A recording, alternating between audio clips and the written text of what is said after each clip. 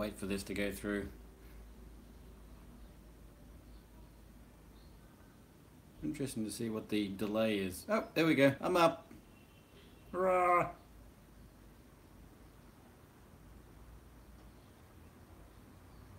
Hang on 1 second.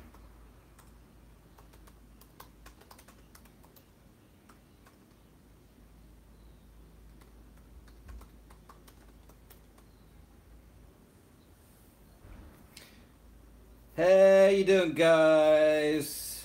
How you doing, Tim, Casbah, Herbie, Aerogeek, Tina, Nitro, 920 FPV.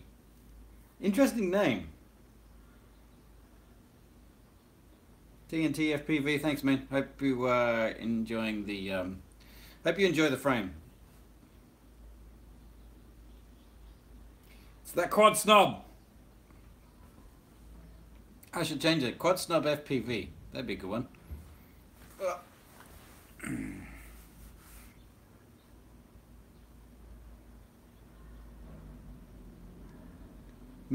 Was it Mephisto? Hoi from Switzerland. How you doing? How's Switzerland at the moment? So, there'll be snow around, I'm guessing?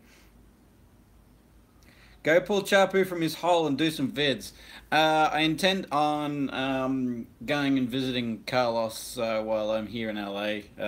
Although I doubt I'll be doing videos. So I've been thoroughly enjoying not pressing record. It's actually been really good. Some jaw spins. Sup, Australia, from your favorite neighbor in New Zealand. I'm actually in Los Angeles, Ben, so, but yeah. Matt FPV, hello from Italy. How you doing, Italy? Italy's one place I haven't visited that I want to. Just Italy intrigues me.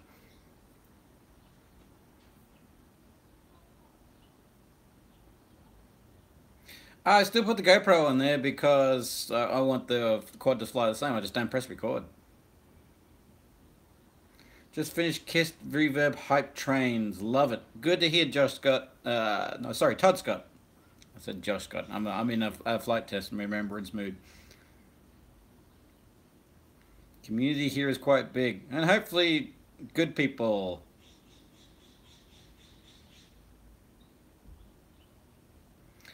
Prop Strike RC say, hey, I bought 2 reverbs, love them, except the tube holders break too easy and getting them replaced. Send me a message and tell me how you've broken them. We thrashed the shit out of them and couldn't break them. Is it that you're trying to tighten it down really hard? You don't need to tighten it down with like gorilla hands. It just needs to be solid, and it's like a lock nut situation, so you don't need to worry. You don't need to worry about it coming loose. But if you have broken one, I would love to see it. I have never broken one. None of the testers have ever broken one, and this is actually the first time I've ever heard of anyone breaking one. So if you have, please like get in touch with me, send me a picture, explain how it happened, because if there's an improvement that needs to happen on that design, then we will definitely incorporate it. But that's actually the first time I've ever heard of it. Elephant in the room. Thoughts on the airplane video? Okay, okay, what this basically is this is a bit of a live feed, and this is for my Patreon supporters out there, so I just want to do a bit of a shout out to all you Patreon supporters out there. I'm certainly not getting rich off Patreon, but every little bit helps, and I appreciate the support you guys are giving. I went on there and basically said, what questions do you want answered, and what do you want me to talk about, and so forth. So these live feeds are geared towards the Patreon guys. At the end there, we'll answer some other things, but it's focused on those ones. I originally was going to do a live feed just with those guys, but I figured that I like sharing with people, but how am I going to give extra support to those people who are actually supporting me? It's hard. So for you Patreon guys, I'm going to get a bit more stuck into this. I do apologize for being quiet as of late. Live feeds have been next to being possible back in Australia. The internet there is like not even possible to do a live feed. It would take more than a day to upload a video. It's just basically been a complete waste of my time. So yeah, just something that I kind of gave up on. And now that I'm here in LA and I've got decent internet, I want to sort of fix that situation up. So. So yeah, the topics are going to be more focused around the Patreon guys, but there'll be time in the end there for everything else. And I'll be talking more to the Patreon guys about how they want me to tailor this and what they're looking for and so forth. But sounds like we got someone who came in. Who's there? Don't be afraid. It's like Mr. Rogers' neighborhood. Yeah. Come sit. Who's here? There's lots of people. Hello. What are you toggling? What? You're toggling between that and that. Well, this is where I'm reading. See, okay, sorry guys. This is where I need to explain how things are going on to her. That's my live feed. Yeah. I'm going through my phone because I can do a live feed through the phone, but I answer the questions which are coming in live on here because it's too hard to read them on there. Gotcha. What's everyone saying? They're saying hello. Hello.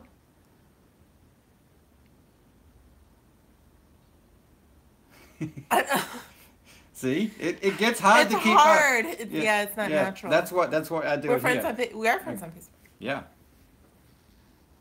Okay, guys, here we go. See, I wanted to prove this one wrong.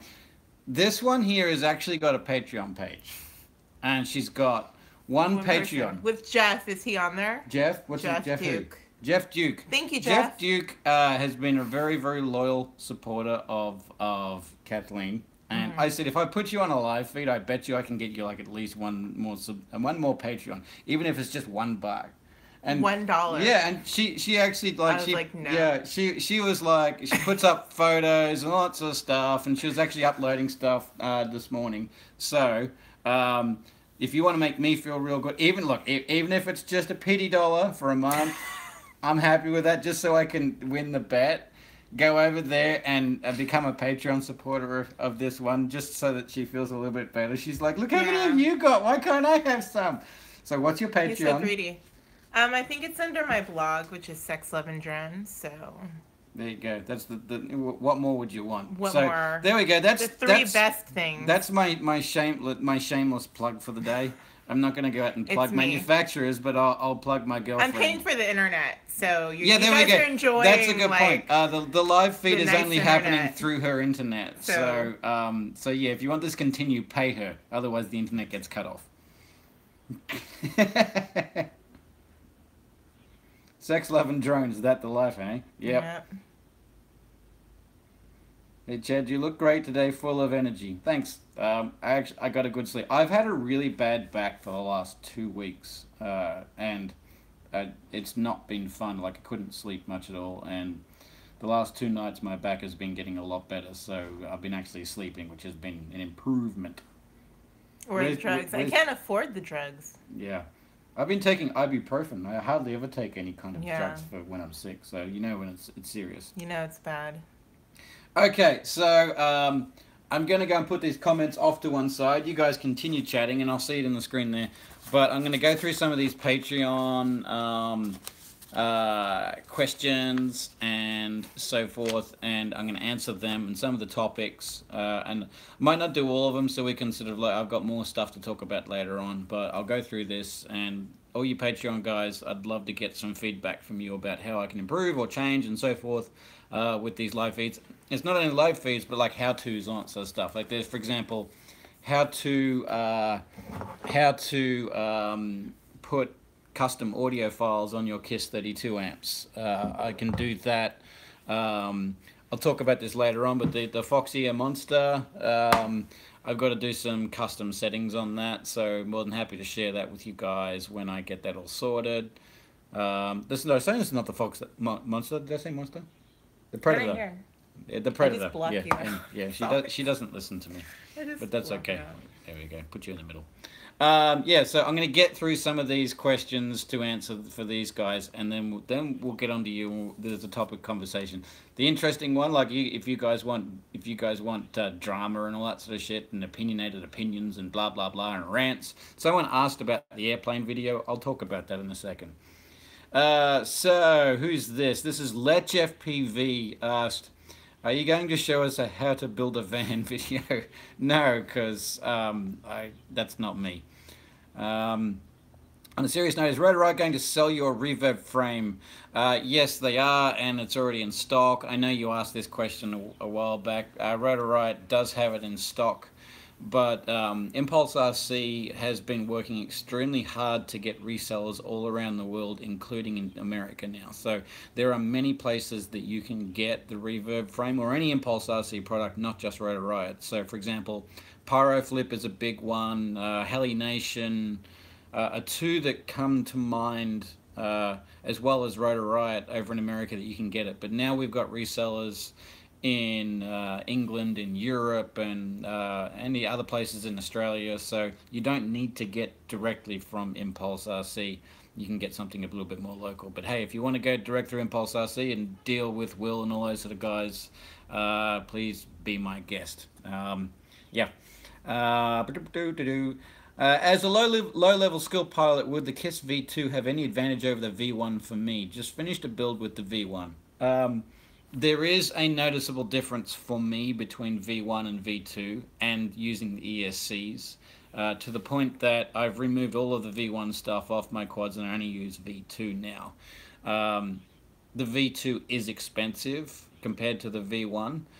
There is an improvement. Now, if you're just learning, a lot of times you don't. A pilot learning doesn't really know what an awesome quad flying quad compared to just a reasonably good flying quad. They don't know the difference. So if you've got KISS V1 or you can't justify the cost of KISS V2, then go KISS V1. It still flies quite good. It's just that little bit of extra performance when you really push it, in terms of smoothness, consistency. That I notice a difference with the KISS V2 stuff. But if you've already got KISS V1 and you're learning, then stick with it. You don't need the top tier components to learn on. You just need something that's solid, that will that won't let you down. That's all you need. And probably by the time you get to be a reasonably good pilot, you'll know what you want. There is no best. There is best for you. So you set up a quad, and after 6 months, a year of flying, you might find that quad doesn't do what you want it to do. Might not have enough power. You might be into racing. You've got a freestyle quad, or you want high KV, or you want low KV, or you want 6-inch, or you want 4-inch. You want to carry a GoPro. You don't care about carrying a GoPro. You'll find that once you get to know what you like and dislike, you'll be able to tailor it to yourself. So these days, it's pretty hard to get really crap stuff. Most stuff is pretty good. So whatever you've got, use it, learn it, continue on with it, and then as you start asking questions, going, I don't really like this, that's when you know you're getting good enough to start tuning or start customizing your components. What's your thoughts, Kathleen? I'm reading. You're reading? Oh, well, I'm reading what they're talking about. Okay. Are you being my secretary? No. No. Okay. Okay, here's an interesting one. Holy. Whoever that is, Holly, asked the question: how can we bring joy back to the hobby? The stress of the hype train, and just how light can a build be, and how big my nuts, I mean motors, are, just really overshadows us regular people, and feels like turns a hobby into a chore. It has to be much worse when you're trying to make anything lasting like a career or business. If anyone can give us a reasoned and deeply considered opinion, it's FGA. Thanks for being both a clown and a sage in this community. Thanks, I was going to say man. Maybe holy could be male or female. But anyway, thanks for the kind words and very interesting question.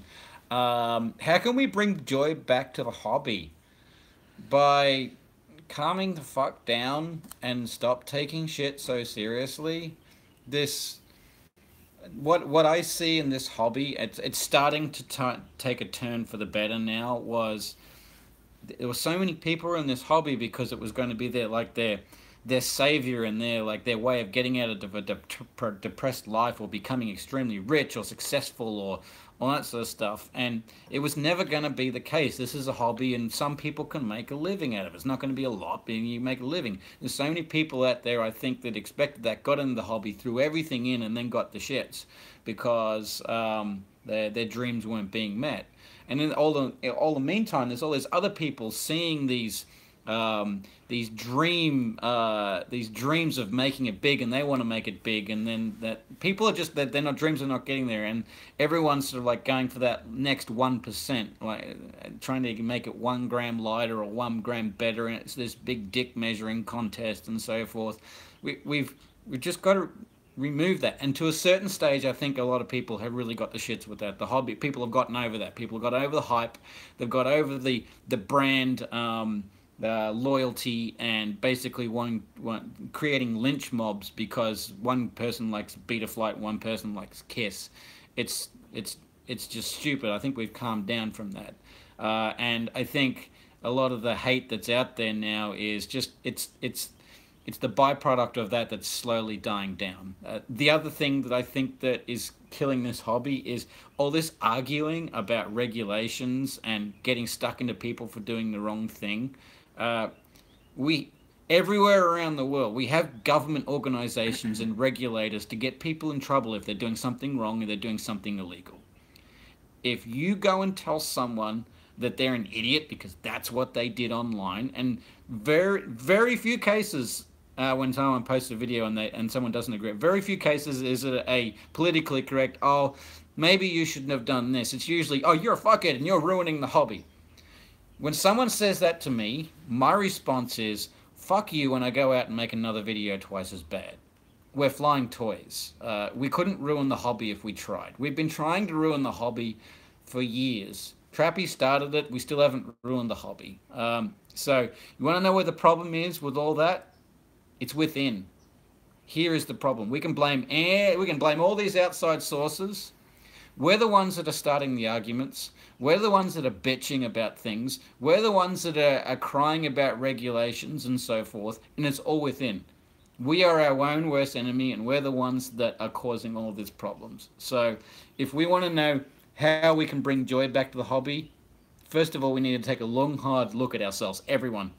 Everyone needs to take ownership of this. Everyone's been a part of the problem at some stage. I don't care who you are. Everyone's put a little bit of that hate out there. Got to remove that hate.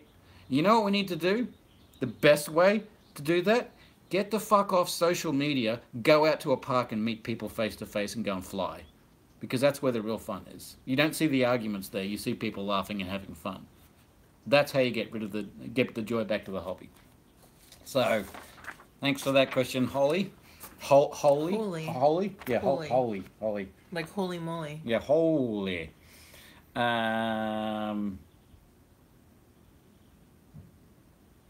Brian from Europe has basically asked if I can make some of these videos on European time. So, yes, I will do that, Brian. I know it's hard, and I've always been aware of that. No matter when I do live videos, pardon me, it's the timing is always wrong for someone.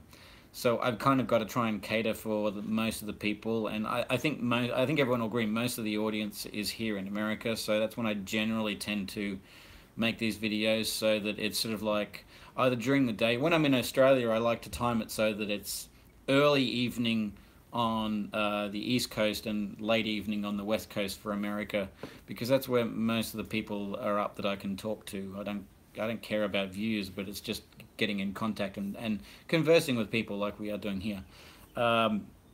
But yeah, I will do some European time ones, because I know that there's plenty of European guys out there, a large group. And I know it's a pain. I know exactly what the time zones are about. I deal with it all the time. So yeah, Brian, I will do some live feeds there. So maybe, Brian, if you want to get onto Patreon and talk about some topics that we can discuss, then happy to do that. Wow. Oh yeah. You should. No. There we go. Being organized. That's. Yeah. Okay, so I won't go through all of these, but these are some interesting topics to discuss, and I may get into some more detail later on, but we'll just go through them. So, uh, what's the attraction to Kiss for me? The simplicity of it, uh, the the innovation of it, and the way that it flies. At the end of the day, doesn't matter whether you fly Betaflight, Raceflight, or Kiss. They all fly well. We've got to a point now where flight controllers they all fly well, and they all have problems. They've all got their positives and their negatives, but there's not. It's kind of like buying a car these days. It's kind of hard to buy a shit car brand new. They're all pretty good. You're just buying the car that suits your needs. Same thing with the flight controller. The big thing for me with Kiss at the end of the day is there is nothing out there that feels like Kiss. I have done lengthy comparisons where I've flown nothing but Betaflight for a month and a half, nothing but Raceflight for a month and a half, and it's all very well to do one flight game, but it's only when you get used to it and you tune it, you learn how to work with it, that you can tune it to the way that you want. And remember, I spent a month and a half flying nothing but Betaflight, and I'm like, I'm actually getting Betaflight to fly like Kiss. This is really good. This is great. This is great. This is great. I'm liking this. I went back to Kiss and I flew one flight with Kiss and I went, no, it's just not there. So why do I fly Kiss? At the core of it is I get extra confidence in the feel for my style of flying. It's what I like, and I will continue doing that. I like the hardware. I like the innovation. I like the simplicity. I hate the complexity and the annoyance of Betaflight. And Betaflight can do a million things. I don't want to do a million things. I want to do one thing. I want to fly a mini quad. Remove the crap. I'm not a PC guy. I'm an Apple guy because I want to remove the crap. I'm fully aware that there are some things that my system can't do, but I don't care. I don't care that it's not going to make me breakfast because I want to make breakfast myself. It's that simple. And Raceflight is also complicated. I think Raceflight doesn't fly as well or is as consistent as people say, and I do have a problem with the way Raceflight conducts business, if I'm perfectly honest, and the morals, the way people conduct business in this industry has a big effect on me. What was your input into the design of the hype trains? So I had an early input in on it where with Rotor Riot, we were talking about bringing out a motor for a while, for a very long time, and I was testing a lot of motors, and I basically came across some T-motor style motors of, like, I wanted 2306 motor. I remember ages ago I started talking, like, I remember we had a group Rotor Riot group meeting, and we talked about motors, and I brought up the idea before they were even out of 2306 size stators, thinking that could be a good way to go, and I found it kind of funny because not long after their Steel brought out a 2306 motor, but hey, let's not get into that bullshit. So yeah, the T-motor had some 2306 motors like the F40 style motors, and I liked the basic initial design and layout. I'm not talking about looks, but stator, magnet, and windings-ish. So I started out with that, and I went, this is a good base model, and I went, okay, so this is what we're going to change, and basically went through there, things like changed a lot of the core features in there, going, this is what I want, this is what I want, this is what I want, and then some prototypes came out with non-hype train bells on them, and like, okay, this is a good start. From there, it went to Tommy, who put his input on it, and then we went to Ryan Harrell, who put his input on it, and then Chad Kappa did a lot of design on the bells. So it went through a lot of people, and everyone put their little bit of an input in there, but that was sort of like the beginning of the basics of the design brief and specs and weight and like naked bottom and things like that. All that sort of stuff came from me, and the state of design and the magnet and the gaps and and going to the single state, single winding, all that sort of stuff. I think I should pick those questions now. Okay, there you go. Pick another 3, and then I'll talk about them another one. Oh my gosh. Reverb design process. What were you trying to achieve with the reverb? Okay, well, I guess I've already spoken about this at length in other live feeds and so forth, but I flew the Alien for a very long time, and I didn't change from the Alien because I didn't find anything else that improved as a whole. There are other frames that had some improvements, but at the same time had some disadvantages. And I wanted there were things that I was not prepared to let go of. So over time, I just thought, oh, there's things that I wanted to improve on the Alien. It started in my mind as like an Alien V2, and I quickly realized that uh, it just if I tried to do an Alien V2, there were so many things that I needed to change. It was never going to be the same. So it was like, let's just put the Alien off to one side and let's start afresh. But what we're going to do is we're going to take the design concepts of the Alien that have been proven to work well and that I really like and keep them. But also look at the things that I didn't like at the Alien or anything that was a weak point of the Alien that needed improving, and improve on that, and then add some key features, which something new, something that hasn't been done before, and add them into there on top of some little design ideas that I wanted to add in there. So I went in there and I spoke to Sean at Impulse RC, and we sort of toyed around with the basic ideas, and I got some custom built aliens with different arm geometries and top plate heights and so forth, because I want to compare like for like. I'm very familiar with the Alien, so rather than just building another frame, I want to see how it affects the flight performance. So I did a lot of that initial design theory work on Aliens so that I could compare like for like and compare apples to apples. So did all that and then came back and I sat down with Sean, and we spent a full day doing the initial design. It was nothing special, didn't look great, but it's getting the design into CAD about what we wanted, the basic specs. And I sat down and I said to Sean, okay, well we need to come up with a design brief.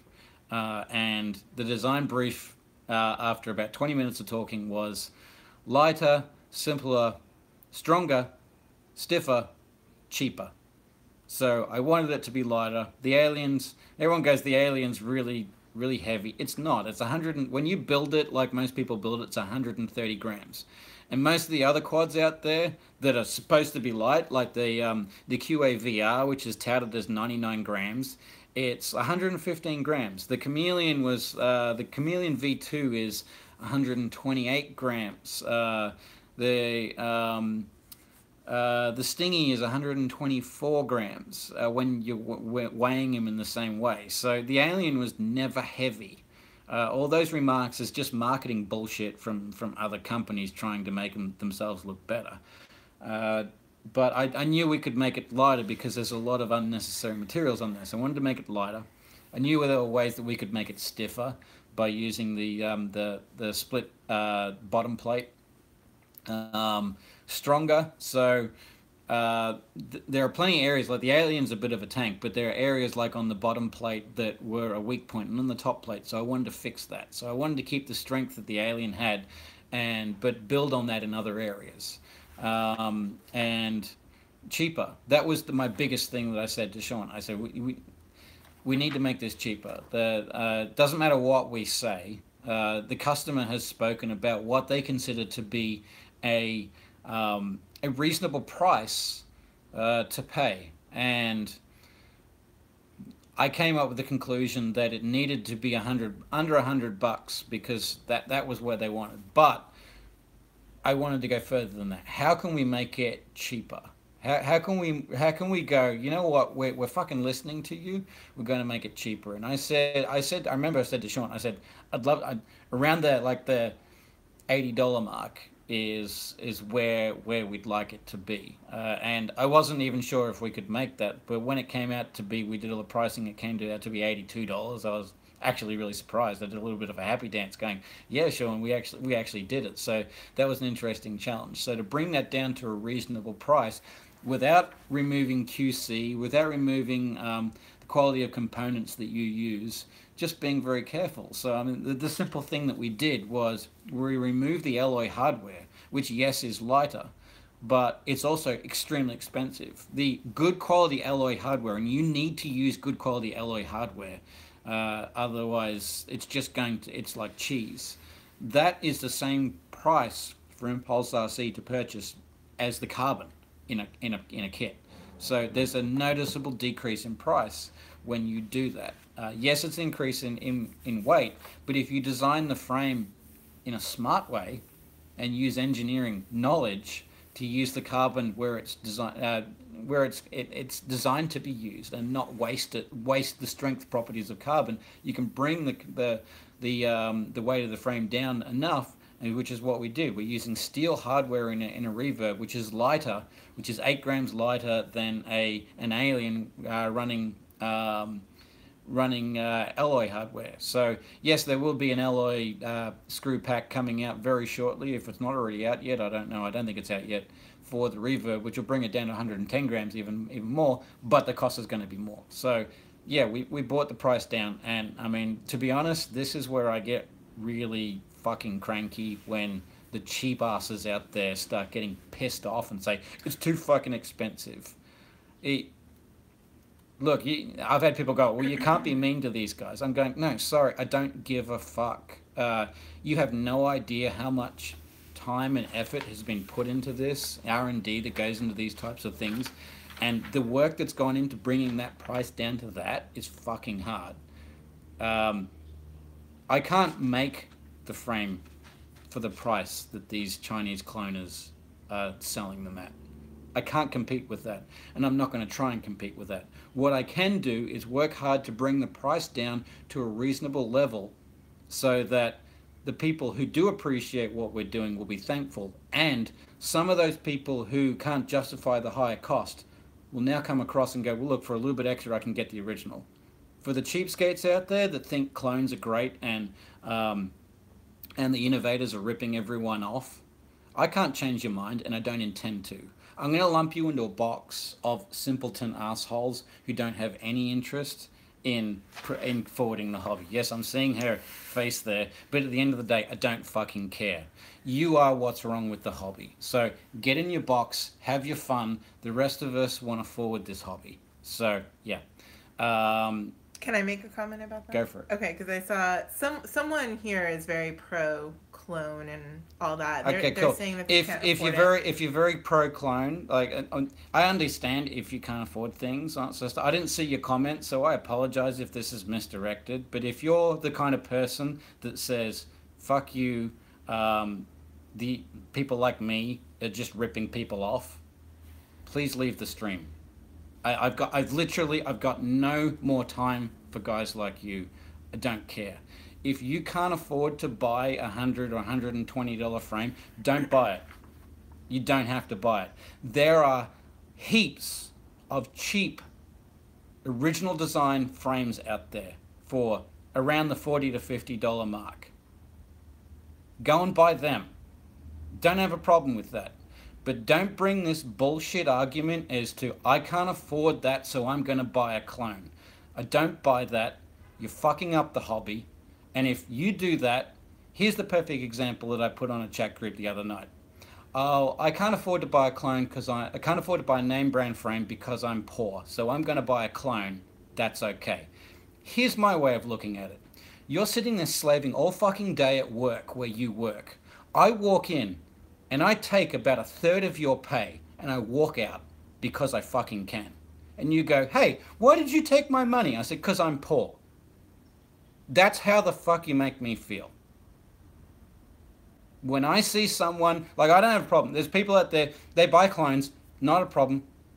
They're new. They don't understand. They don't see it. That's fine. Like, I'm not going to get pissed off at you if you're flying a clone or whatever. The people that I get pissed off are the ones that come in here and rant and go, fuck you, I can't afford it, you're ripping us off. People like you, I'm sorry, I've got no fucking time for it. I do not care anymore. Please go away. I don't want to be your friend. I don't want to hang out with you. Just get back in your fucking box. Got no time for it. I will not support people like you. I will not support companies that support you. I will not support Facebook pages that support you. Just had enough. So.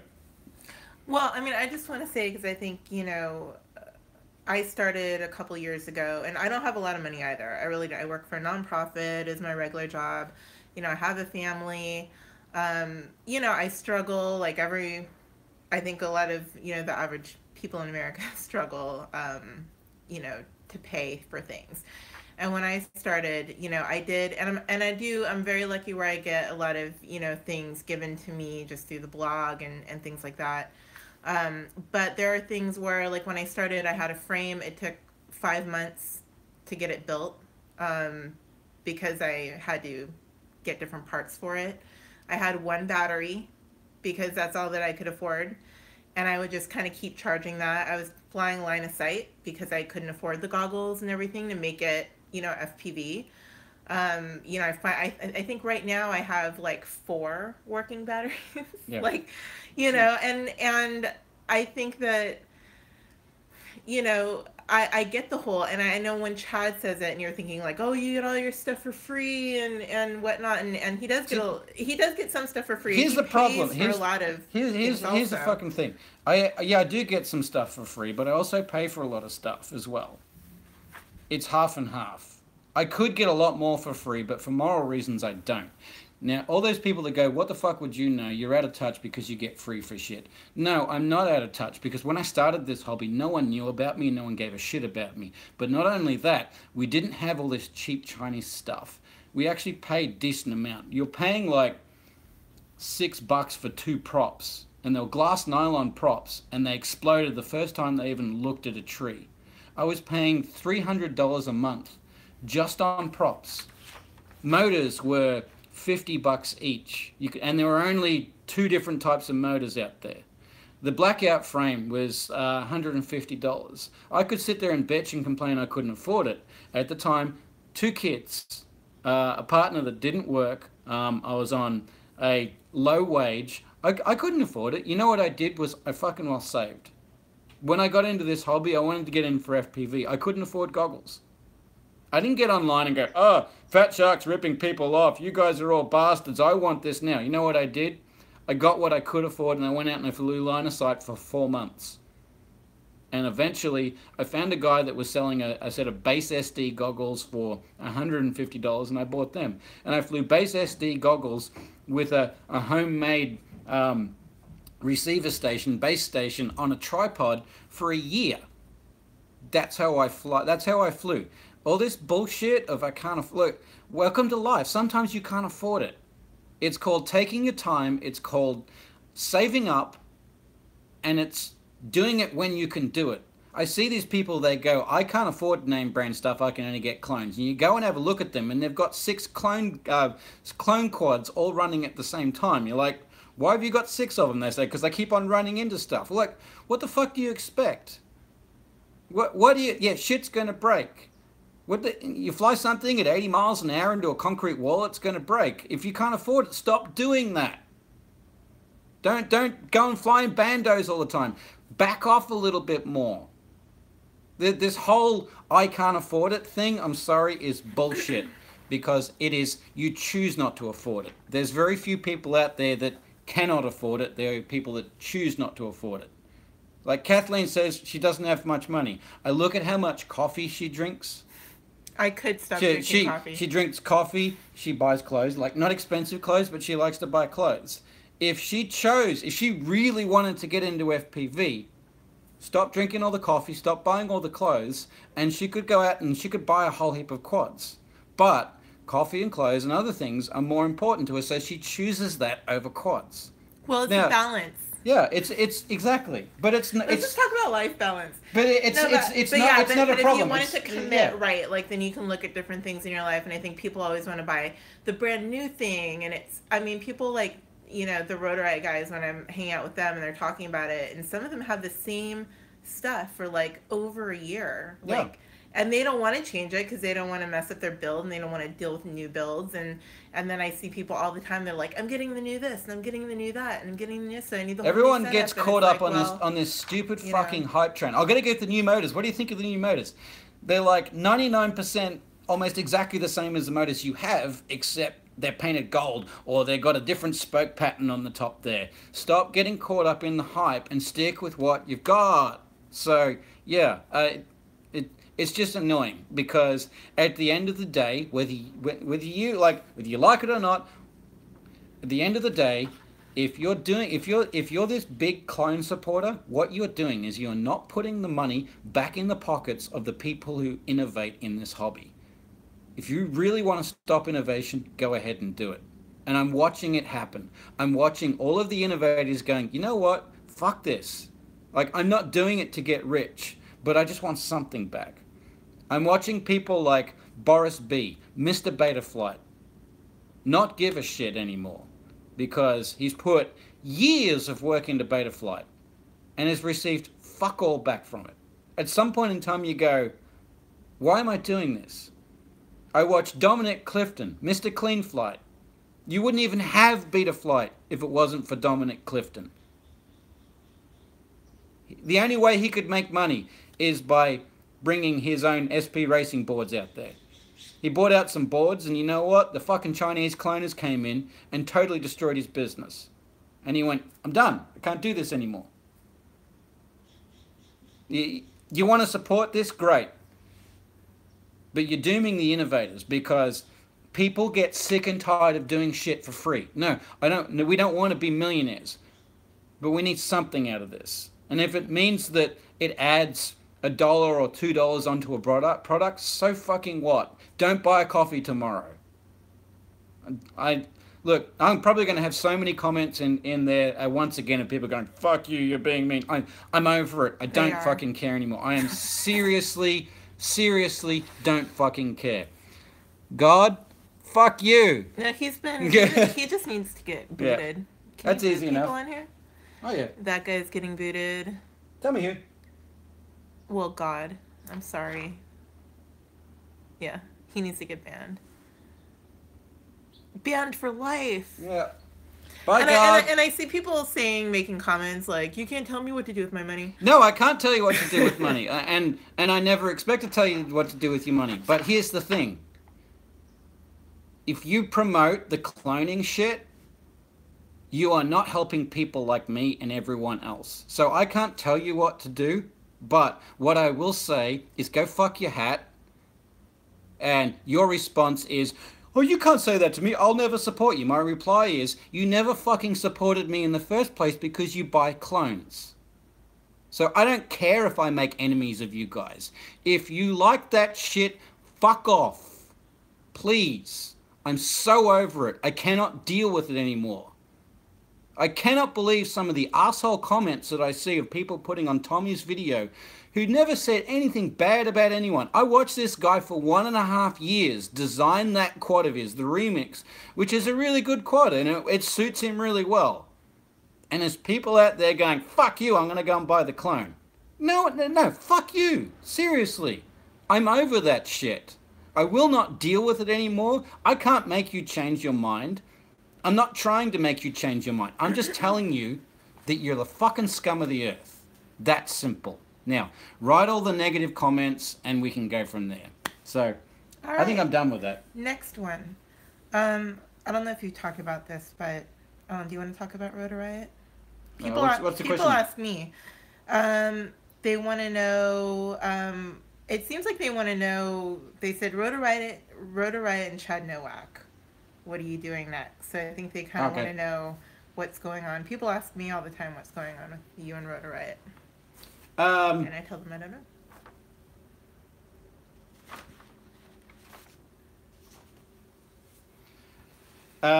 No, I'm still part of Rotor Riot.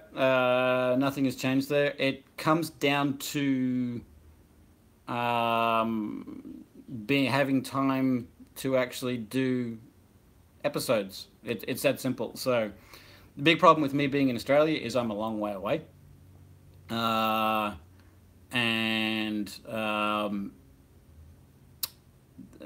if I need to come over and do episodes with Rotor Riot, it means I need to fly over. That costs money, and if it's not in the budget, then it's not in the budget. So more than happy to be in Rotor Riot episodes, and I'm still part of Rotor Riot. There's no sort of like, oh no, he's not part of it, and all that sort of stuff.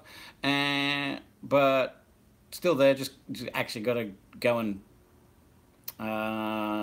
just be in the same spot as the rest of the guys. So at some point until time will work. What I'm doing here in LA really is I'm spending time here with Kathleen and on a holiday, because every other time that I've been here, I've been around, I've been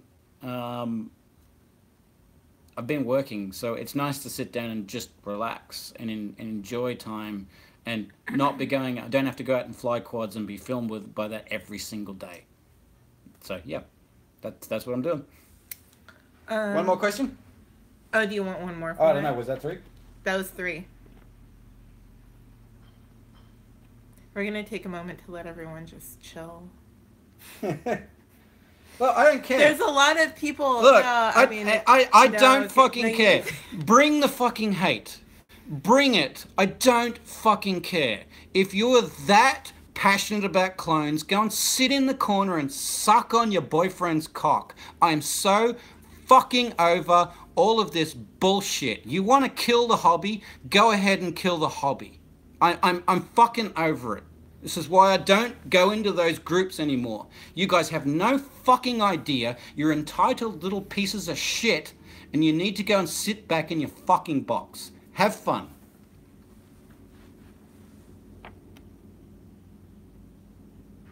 So why don't we end on this one from your best memory of this hobby? So that's positive. Best memory of the hobby? Yeah. Meeting all the cool people. Literally. Like me. Well, that's a good start. Like, people could say, oh, people always say to me, where's the coolest place that you've flown? And I go, oh, yeah, the Chernobyl and Great Wall of China have all been amazing places to fly. But it's meeting the cool people and going to different, the memories for me really are outside of the flying. The cool people, the cool friends I've made. But if you had to pick one memory, I think that's the thing I want to know. Like the one moment from the 2 years that you've been doing it longer than that, but I think with all of this, like your one favorite moment. I think. Well, I mean, it's hard for me to pick, but like the win in Sacramento always sticks in my mind, because I just went, things are gonna change, shit's gonna happen. Mm-hmm. That it wasn't the win, but it was the what's going to happen after that, which really got me going.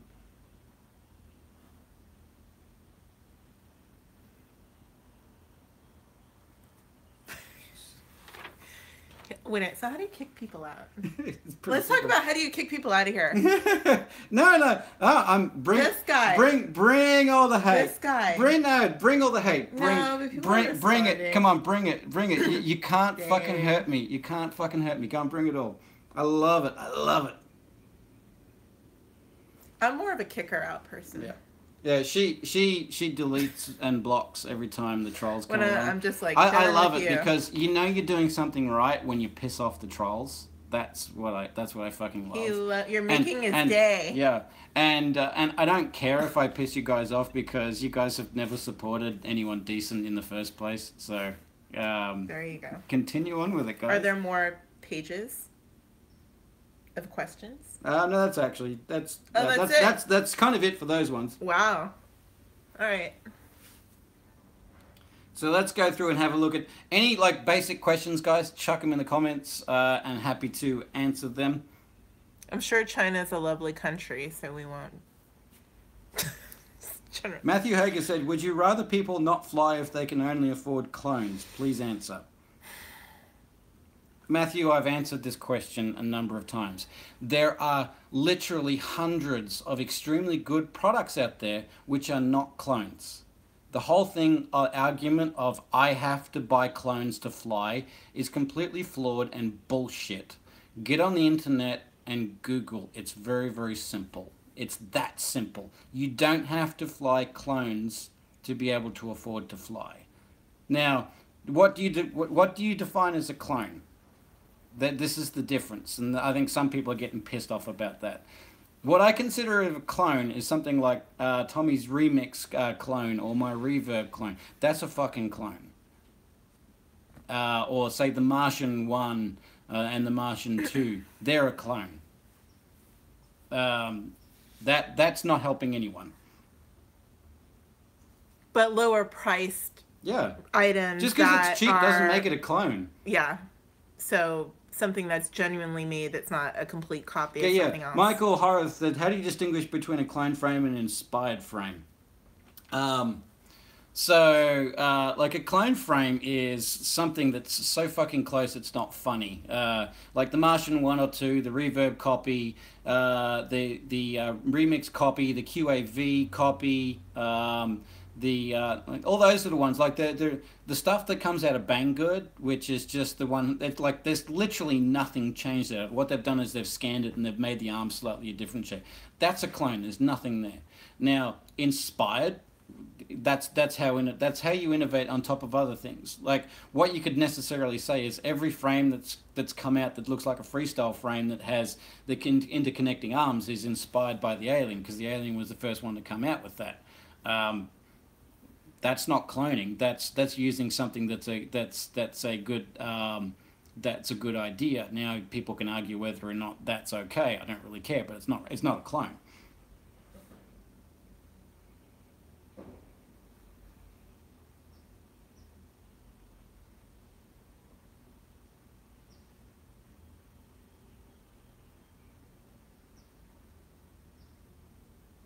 Oh, are you going to make a new build video for the Reverb? Yeah, I do intend to make a more detailed video about the Reverb. Like I said, the ability to actually upload videos or do live feeds has been almost impossible. So, back at home, so I haven't done anything yet. If you guys want to see Chad happy, I can go across the street and buy him a taco. That'll make him instantly happy.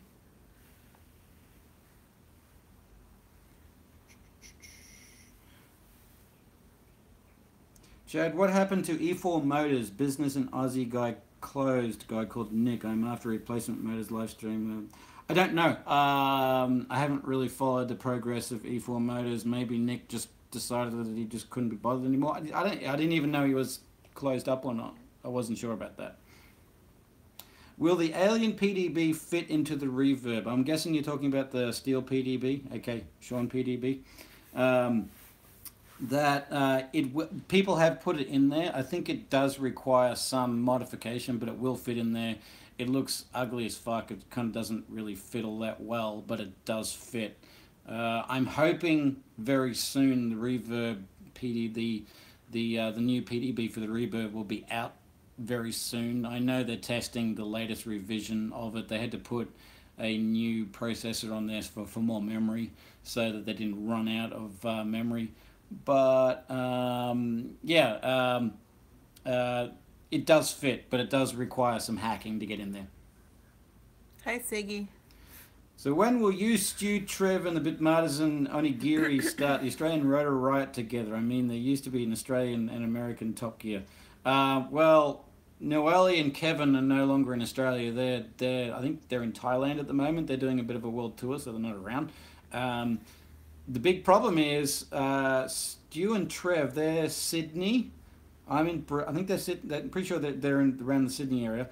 I'm Brisbane, and the Bitmarters are in Melbourne. So there's like a 10-hour drive between, or like 10 hours for me to get to Stu, and then another 10 hours to get to the Bitmarters. So it makes things kind of hard to do.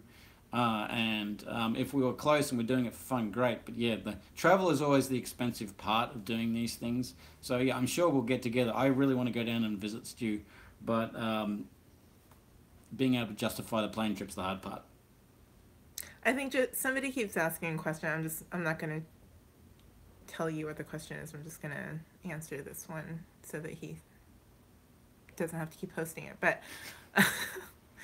you know, I think when you're talking about because I think he's still hung up on price. And you're talking about like different countries and taxes and import and export, whatever. Yeah, I think living in every country has, downfalls as far as, importing costs and exporting costs, whatever. And, I know Impulse, I think, gives free, or they ship at a reasonable Yeah. price, I think, They do so as best as they can. I know what it's like. I live in Australia, and all of my hobbies previously, the products have either come from Europe or America. So for starters, the products would take a month to arrive, and the exchange rate is shit. So like, I remember I used to fly F-3B sailplanes, which I'd get from America or Europe, and we were like 60 cents to the American dollar. It's just it's shit, and then you're paying import taxes and all that sort of stuff.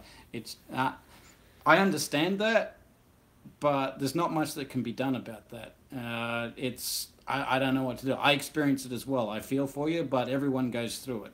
It's one of yeah. those things. And every country has, and we won't get into it, right? But every Just country has different social benefits and things like that, where you're earning more, getting less, whatever, in different areas of your life. So, but to say I'm going to buy, I'm going to use that as an excuse to buy, cloned items or whatever it is. I mean, at the end of the day, buy whatever you want, but it's not really everyone has something. The grass is always greener on the other side. Everyone's got a woe is me story about why you shouldn't do that.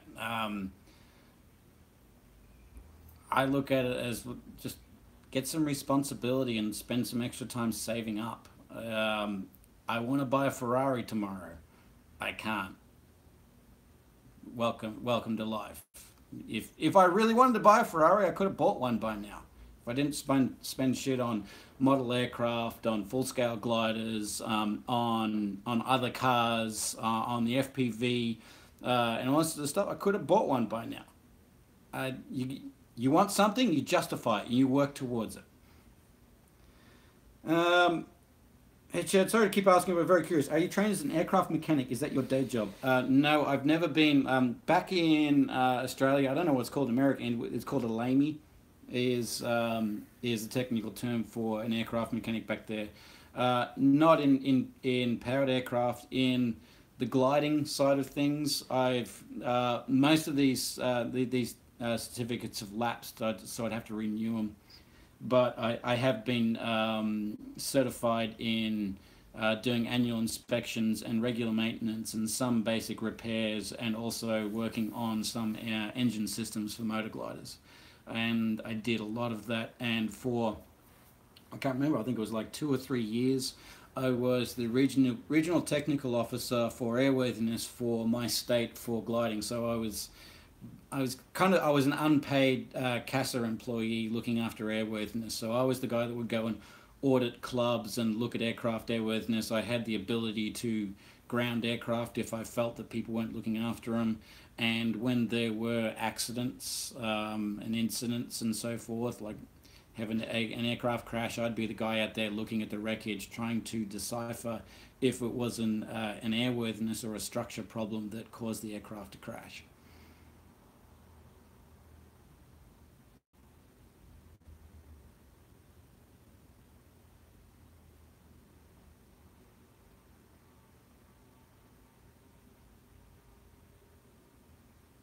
I'm loving all the troll comments. You guys are just fucking awesome. You're showing the level of support that you have for the community. So please keep it up. You're giving me a wonderful smile on my face to know that I'm getting under your skin enough that you have to type all this stuff down. So keep going, you cheap ass bastards. You're giving me a good smile. Well, time's money too, so. Can't buy a Ferrari if nobody is buying your shit. That's right. Yeah, you're out there buying clones, so why the fuck do I give a shit what you think?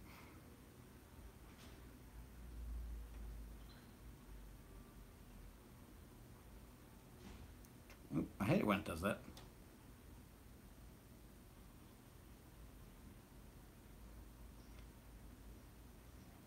Chad, how were the Reverb antenna clamps made? It's a glass nylon mix, and I'm not sure what it's called, but it's one of those ones where you basically just have a powdered mix, and you got the lasers that shoot in the XY axis, and it builds it up in the powder. I can't remember. I'm having a brain fart. I can't remember what that's called.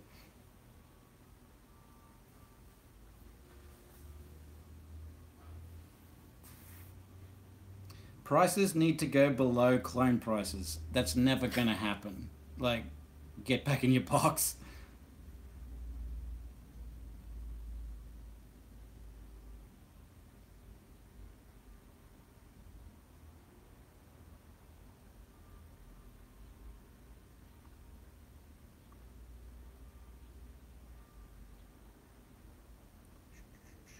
When's the OSD PDB coming out? Soon.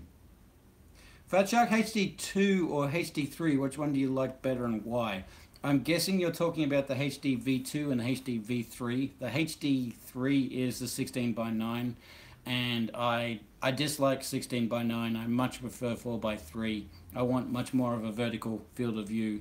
I don't care what's to the side because vertical is far more important to me. The HD V3 to me it's a HD V2 with all those little minor issues sorted. The HD V3 for me is like the perfect set of goggles. Apart from things like having fan on a separate separate connector, little fiddly things like that, it's a perfect set of goggles. So as far as optically speaking, love them. So yeah, HD V3 for me.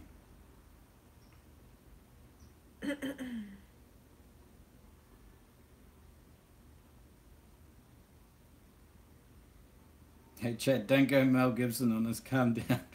Well, I don't have a mobile phone to chuck because I'm going through the phone. But I mean, look, at the end of the, I don't give a fuck if those guys get tweaked or pissed off. They're here watching my stream. So if you're here watching my stream, thanks for giving me views, bitches. How do you feel about micros? Any insight on complete stacks? What do you mean by micros? Are you talking about quads or components? The micro stuff, I've flown it and doesn't really interest me all that. I flew it for a while and I'm just back with my 5-inch quad. It works. It can carry a GoPro whenever I want, and it does what I want. But I mean, if you're trying to get something that suits the environment or below a certain weight because of regulations, then they're great. I've been getting longer flight times using the battery shaking technique that Chad demonstrated. You're probably getting a lot more than that.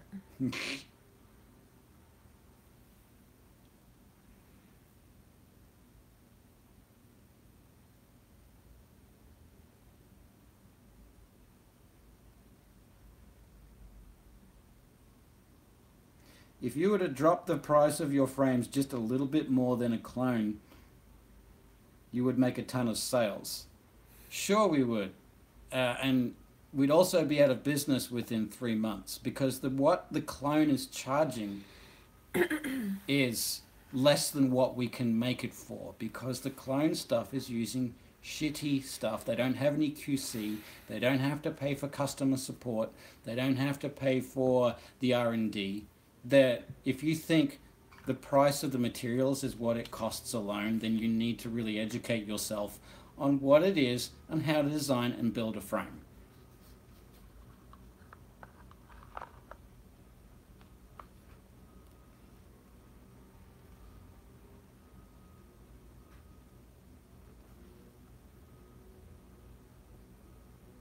Jesse, I haven't accused you of flying clones. I'm accusing you of your attitude. It's that simple. Don't like it, go.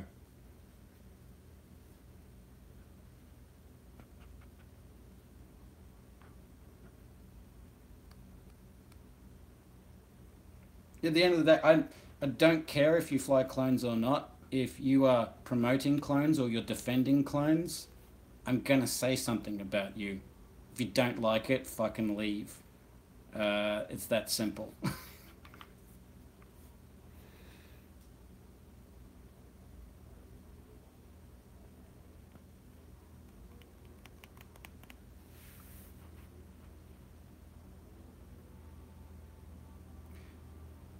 Why don't you put your name on products? Chad Kappa. I don't like putting my name on products. I don't want a frame out there that's the FGA frame. To me, it sounds tacky if I do it. If other people want to do it, that's fine, but it's not me.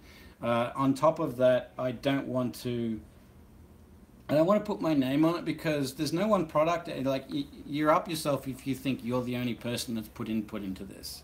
The Reverb has a large amount of input by me, but it's not just me. So there were the Reverb. A good portion of it was also input from Sean. Sean and I sat down at a CAD machine for days and weeks doing things, and I went out and did the testing. He went out and did. We came back again. So I don't want to. I feel like I'm laying claim that this is all my thing when Sean's put a lot of other effort in there. Then we have Tom, who who does the in-house CNCing. He came up with a lot of really good ideas, practical ideas about cutting it out and ensuring that tolerances were better, and we had lots of meetings in those areas. Tom actually came up with the name because we didn't even have a name, and so we wanted to have a working title, and Tom said, what about Reverb? So, and it just kind of stuck, and it kind of liked it. So I don't want to call it the FGA Sean Tom quad. I'd rather give it just a cool name and make it known that I'm associated with the R&D in the product, and go from there. So if other people want to put their name on it, great, but it's just not my thing. Damo's on. He's one of my favorite Australians. Damo.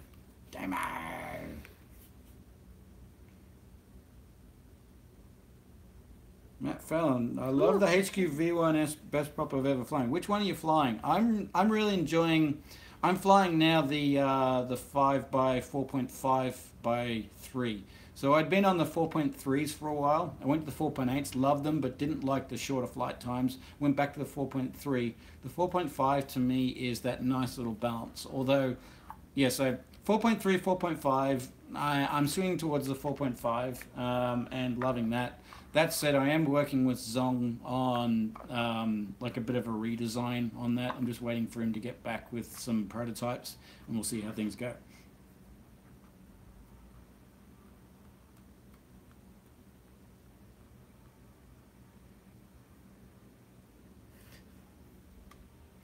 Do you have any tips for beginners to learn to fly acro? Okay, this is a really interesting one.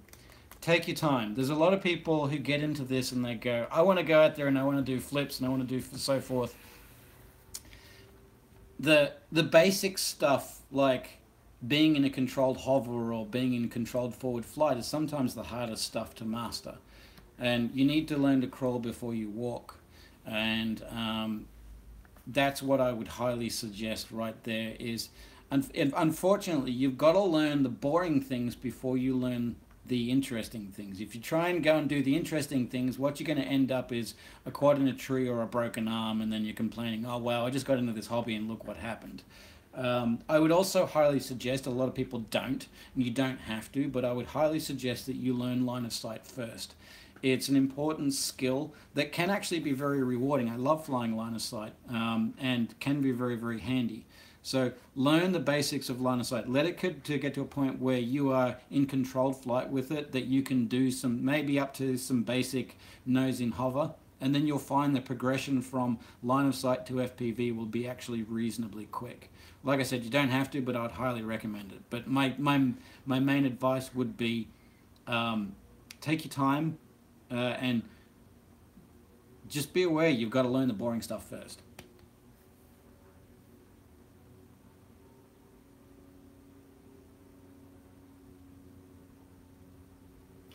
Any news on when the aluminium screw set for the Reverb is coming out? Very soon, I hope. I wanted to talk to Impulse just before I left, but I didn't really get a chance. So I've actually got to do a bit of a Skype call with Sean and just find out how that's going there. So that'll bring like another 10 grams off, 10 or 12 grams off the frame weight. So for people who are mad keen on getting things as light as they can, that's a way of doing it.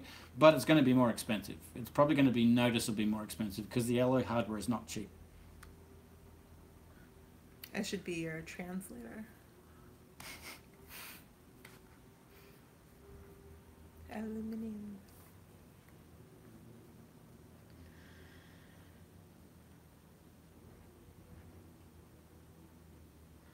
You're an interesting one, Job 91.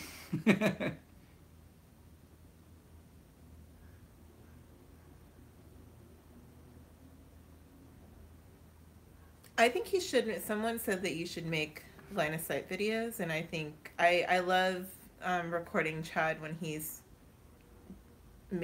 flying line of sight, because he does so many amazing things, and people are you know really taken aback when he can do that. So I think you should too. Yeah, I did lots of line of sight stuff early on there. I actually don't do much line of sight these days, and I'm really out of practice. I should need to do some more practice. He says he's out of practice, but then he'll do it, and he'll be great. Will you ever try to build a 2 or a 2.5-inch quad? Yeah, it's not really my focus. I've built so many quads. I'm kind of overbuilding and trying new stuff. I just want to settle down with what works for me these days. But I guess so. I like the 5-inch quads. Robbie FPV, if I buy a legit Reverb, will you sign it for me? Yeah, sure. Where are you, Robbie FPV? You don't need to buy a Reverb, dude. If Don't even buy his product. Yeah, just if I'm local and you want to hang out, and if you want me to ruin something of yours by putting my stupid signature on there, I'm more than happy to. Are you in LA? Is there anyone on here from LA? Who's from LA? Who? Yeah, who's here from LA? Oh yeah, yeah. Who? Any LA people? No one wants to. I love the trolls here. I'm so fucking getting under your skin. Keep typing those hurtful comments. It just makes me smile, because like you could be out there having fun, or you could be out there buying clones. Instead, you're here bitching here. So keep going. It's great.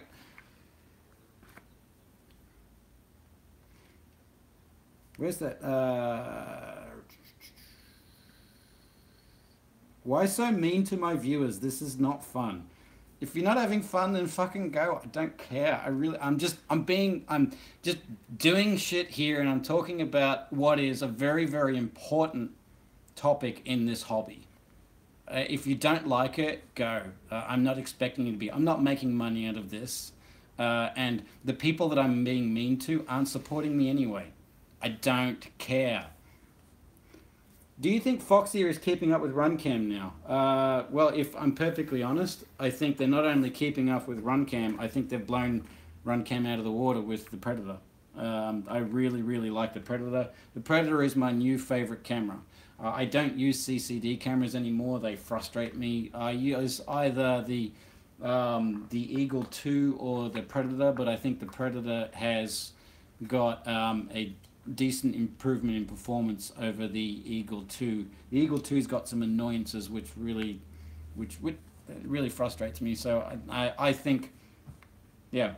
What I will say is I think Runcam is a better company to deal with, and they listen a lot more.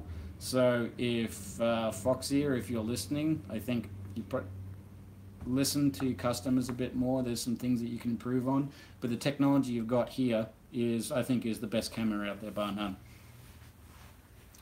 I will share my Predator settings when I'm happy with them. Thanks, Khan.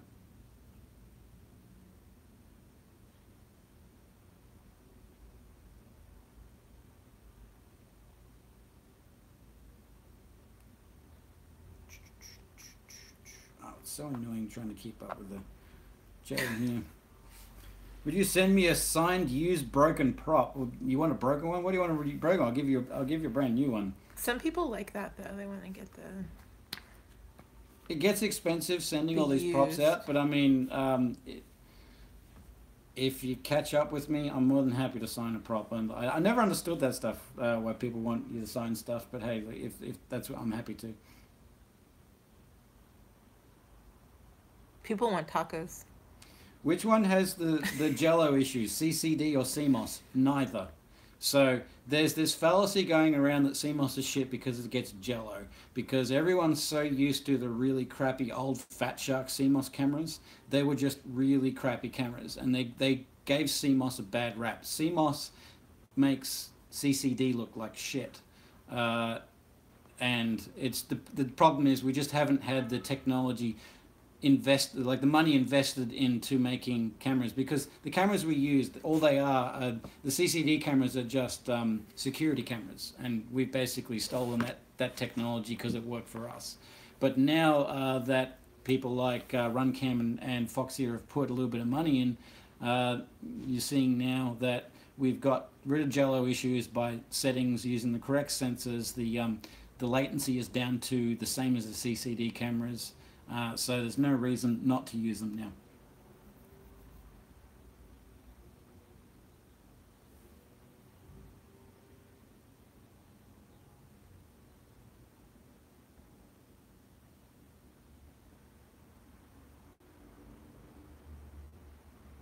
Oh, I really hate this.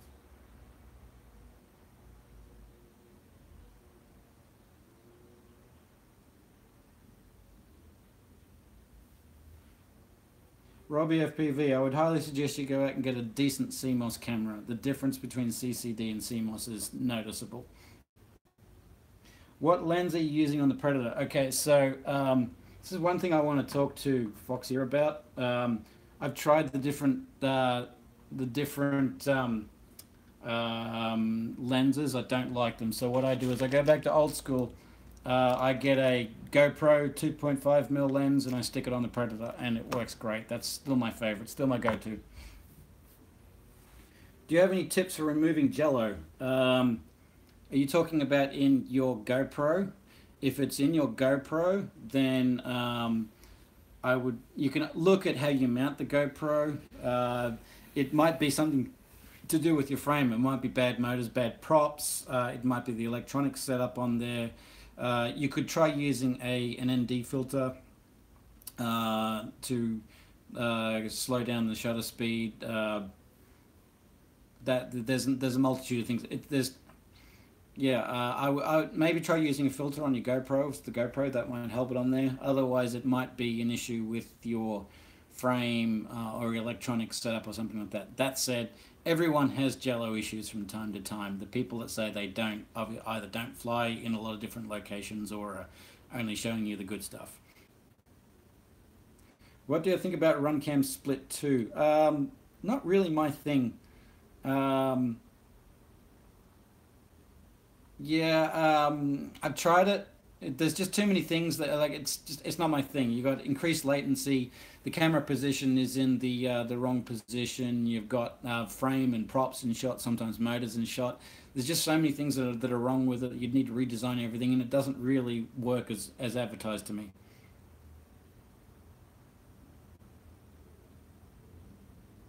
Thanks, Kenny.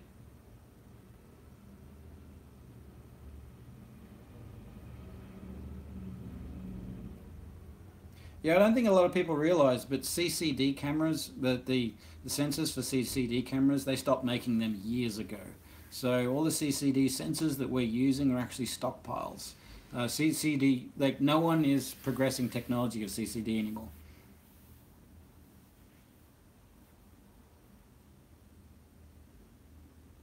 CCD is old. Who is my favorite Aussie who claims to be an FPV pilot but actually never flies anymore? I don't really know anyone who claims to be an FPV pilot doesn't fly anymore. I guess the one that would be close to that is Just70. Justin, he still flies and he still posts videos, just not as much as he used to. He's a seriously down-to-earth guy. And he's just for the fun. He's a ranger. He's got a job. He doesn't need to make money in here. He just wants to make it fun. I saw a couple of questions about your motor recommendation for the Reverb, which I asked him too. My motor recommendation. Yeah. That's a very blanket question. How do I answer that? It depends on what you're doing. There's so many variables in that. There is no such thing as one motor that is best for all. You need a motor that suits the application you need to do. So you need to sit down and write down, these are the things that I want in a motor and this is what I'm trying to do. And then you can go and have a look at that.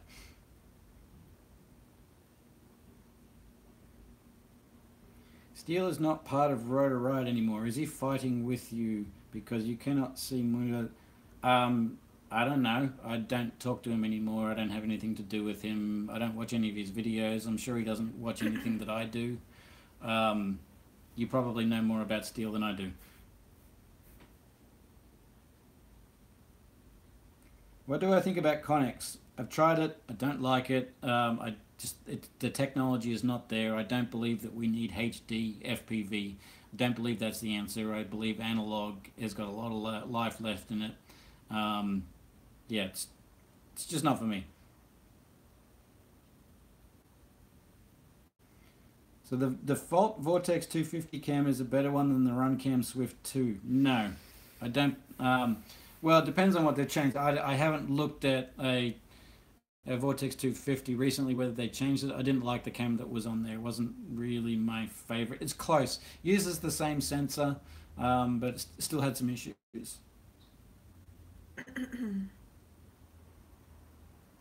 Yeah, Runcam Split 2 is great on one of those little micro quads where you want to get when you want to record high definition footage. Um, it's just not really my thing. When will I be visiting Miami? I'm not sure. As whenever I can.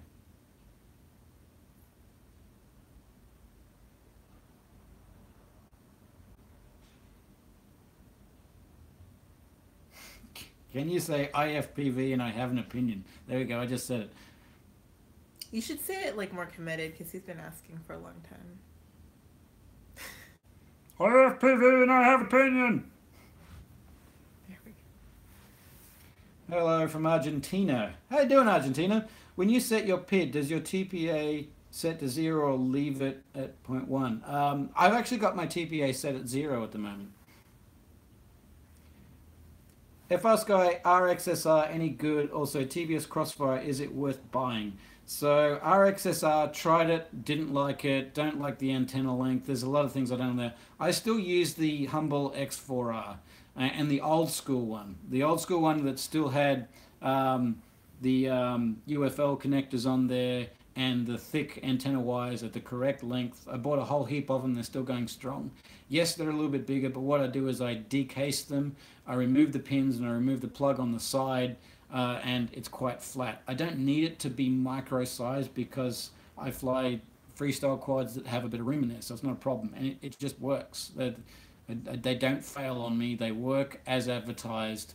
And there's no annoying things about them. Yeah, you got to modify them, but until FR Sky brings out a receiver that actually ticks all the boxes, I'm going to continue using that, unless I'm in a situation where I need a micro receiver, and then I just won't fly as far.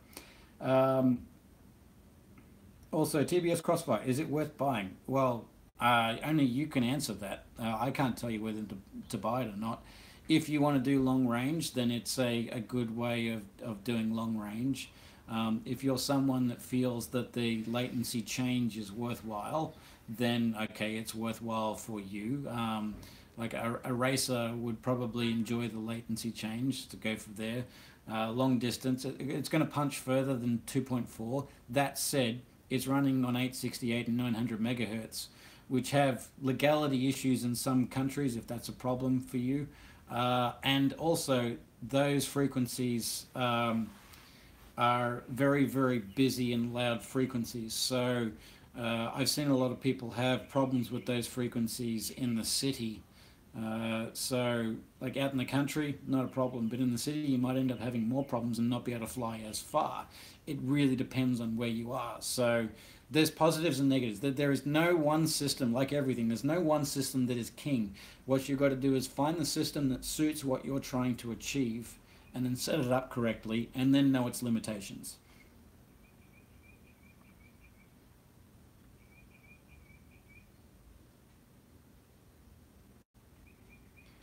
You're going on tour through Europe sometime. He already did go. I already went to Europe. If you want to pay me, if you want to pay for flights over there, great. But touring is expensive. I don't have a lazy 5 or 10 grand to go, yeah, sure, I'm going to do this, because I'm slowly trying to make a humble living in this while all the cloners are out there having a bitch. Don't worry, I'm still seeing you guys bitch away. It's great fun. Keep going.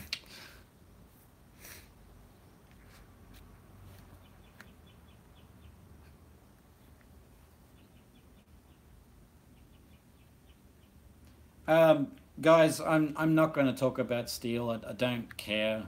So I'm just going to ignore all those questions. If you're a steel fan, great. If you're not a steel fan, great.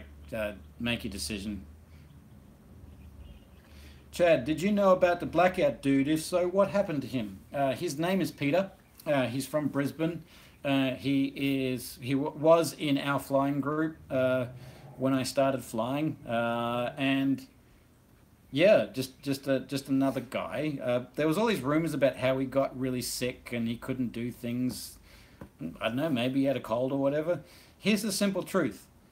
Um, he had a successful business where he was getting money, and this was just he didn't intend to make blackout. He just made a cool frame, and then he was the first person to realize that you could make money from this. So he went, okay, shit, I'll make a business out of this.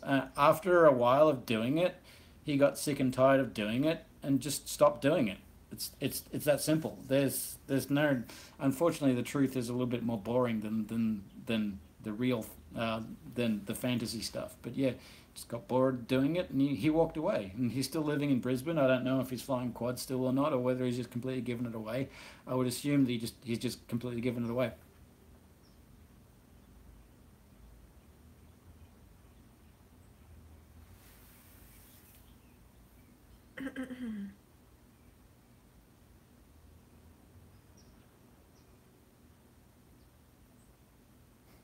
Guess what? You can be a fan of Steel and a fan of Chad at the same time. Correct. Well done.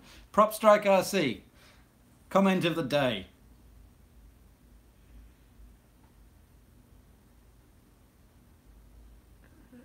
Yeah, Job 91. He's a little bit pissed at me, so he likes dropping lots of stuff. Like, he's triggered when he'd rather be out doing something fun, but he's sitting there trolling in the comments. It's great. So keep it up, Job. I'm impressed.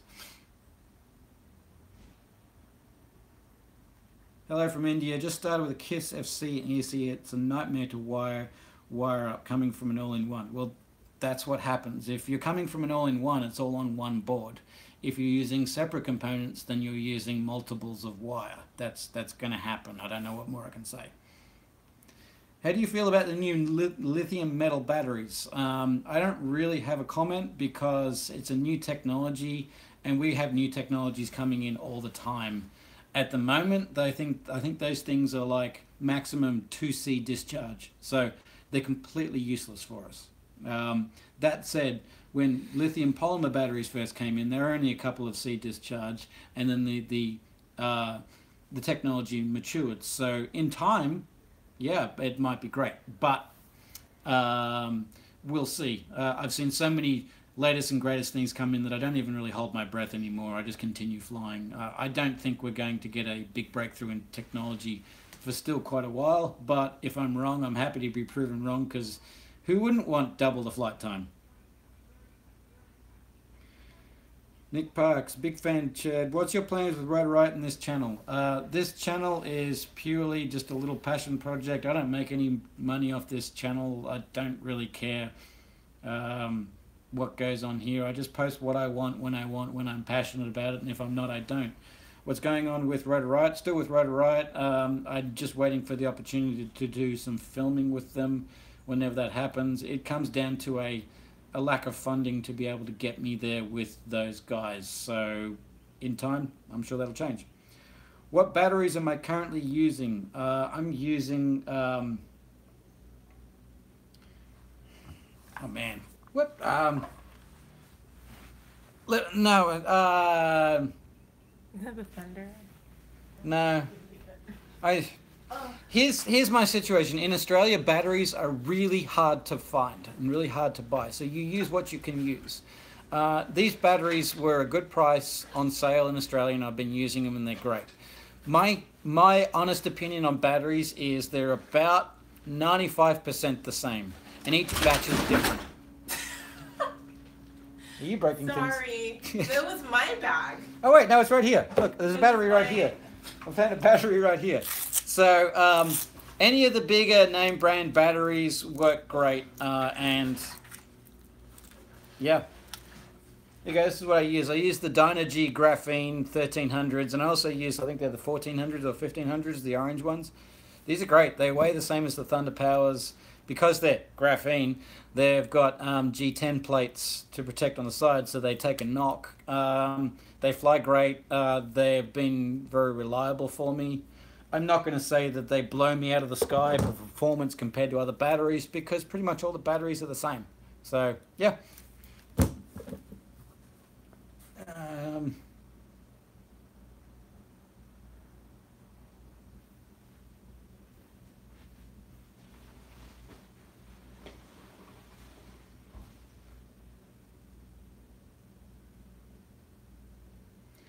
Brett Actor said you're using a clone battery.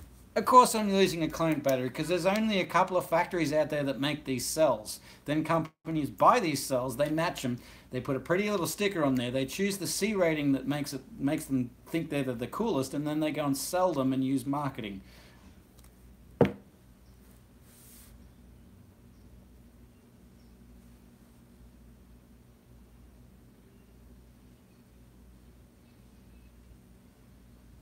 No Job 91, I would never ban you because your stupid little comments are keeping me happy. It gives me a little bit of a smile, so keep going. You're a trooper. Do you think there are many more tricks that have yet to be invented in freestyle, maybe multiple combos? That's an interesting one. I guess it depends on what you class as a new trick. So the basic tricks have been already done. It's kind of like skateboarding. You could say skateboarding really hasn't had much new happen for quite a while. Well, some people would disagree, because people are putting their own little personalization on it. Now, is that a new trick, or is that just a change to an old trick? I don't know. I don't think we're going to see too many like wildly new tricks, but we're going to see some new interpretations of older tricks, and like you said, combos maybe.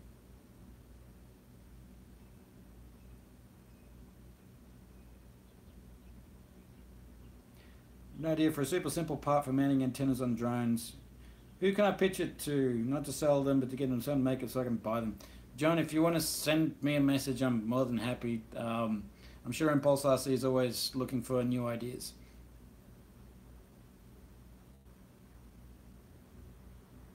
Prop RC. My wife hates your channel. It's cost me a fortune. Eh?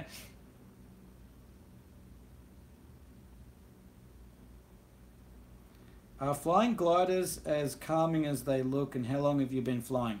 Yeah, if honestly, if I had to choose between FPV or gliders, and I could only do one, it'd be gliders any day of the week.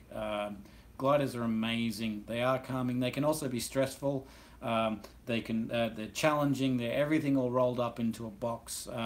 I flew gliders for 12 years. And I've had a couple of year break while I've been concentrating on FPV, but I love it. Would you recommend 2205 motors for the reverb frame? Yeah, sure.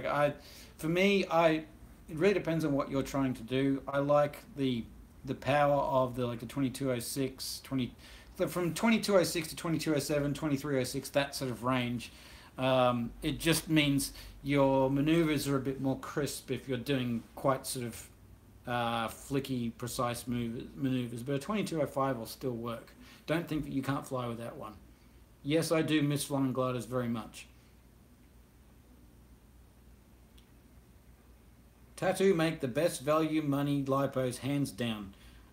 In your opinion, that's great. Well, Tattoo is just Genzace, and Genzace is one of the biggest battery manufacturers that actually make a lot of the OEM products out there, and that other people put stickers on.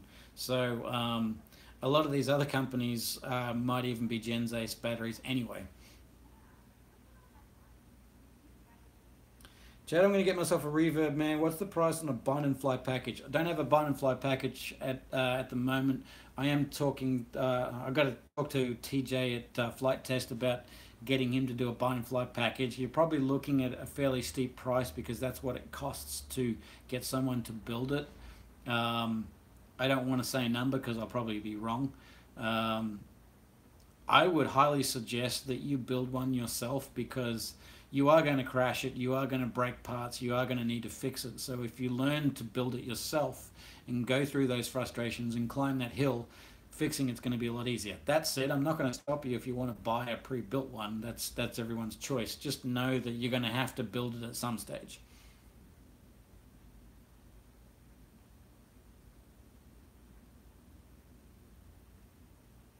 HQ 5045, have you tried them?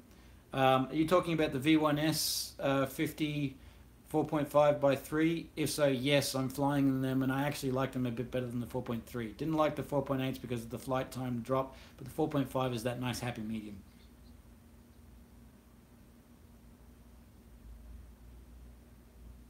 Any chance Impulse will ever turn out a 35mm type PDB OSD for KISS? Um, so the PDB that's coming out, the OSD PDB that's coming out for the Reverb, um, will fit most frames out there already, and be quite a practical option. So there's probably not much point in bringing a 35mm PDB out for that, for the amount of work that would cost to design and test the board. So probably not, but I mean, if there's a market out there, no one's going to say no. But I would humbly suggest you look at the Reverb PDB. You will most likely be able to fit that in whatever frame you're wanting to put it into. What's my favorite motor?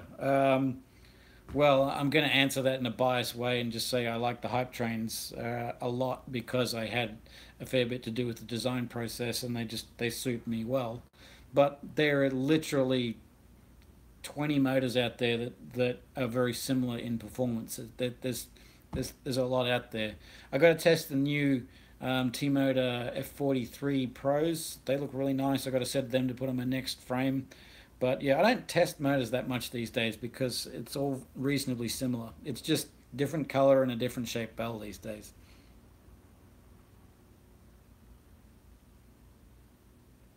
What's your opinion on the China Hobby line batteries? I've tried them. They're good batteries. Um, they're physically bigger. I think that might be because they've underspec the battery, so the capacity is a bit bigger from what I've seen, so that they're not being pushed as hard. They're a good battery, and at a very good price. So um, if you can get one, I would suggest buy one and go and try it. I've had a pretty good experience with them.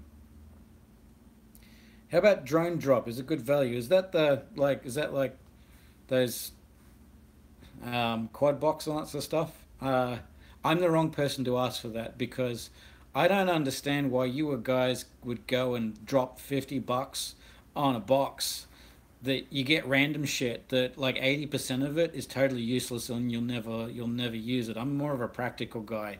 I'd rather get that $50 and go and spend it on a camera that I actually want rather than hoping that there might be a camera in there that's got off a that's from a warehouse that they couldn't sell, and oh, it's a little bit cheaper but it's not what I wanted. It's not really my thing. But I mean, yeah, so I don't it is a good value to me, no, but that doesn't mean it's not good value.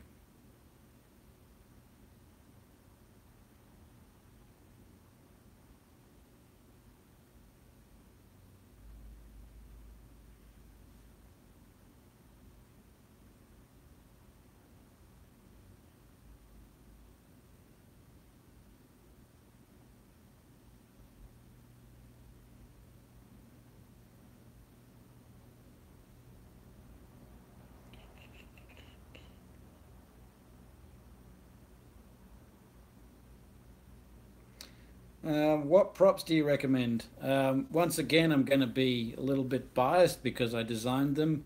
Well, I had a hand in designing these ones.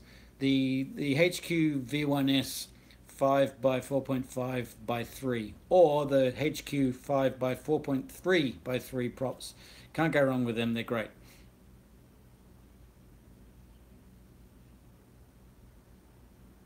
Ciao, Stefano.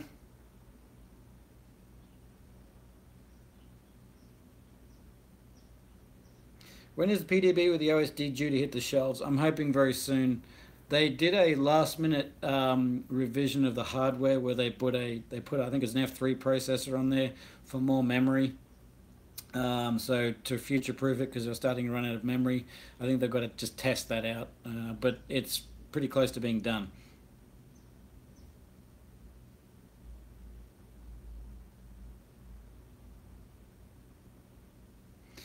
Am I getting a boring company flamethrower for burning my quad? Oh man. So I'm glad to see there's another Musk fan out there. I thought that was funny as fuck. Elon Musk just made a flamethrower and he's already made like $4 million on it. That's a businessman right there. Any chance you could do a voice pack for Tyrannus radios? I'd love to do that. I've actually thought about doing that and actually doing it with Carlos one time, but it would mean sitting down and actually spending time doing it. It's like a fair bit of time, so I'll have to. I need something decent to record on as well, but I'll look into it. Please make a cheap quad video with no clone. Why do you want me to do that? There are plenty of other channels out there like Futures that they build a lot of cheap coins. Stu does a lot of cheap builds there. And I mean, some of the stuff I think he does is clones, and some of the stuff isn't clones. So you can see there. It's something that I wouldn't fly, and I can't really be bothered to spend the money on something like that, and not get the money back. So there's plenty of guys out there. Joshua Bardwell looks at some cheap stuff as well. Go and have a look at those guys. PAL or NTSC? Make your choice.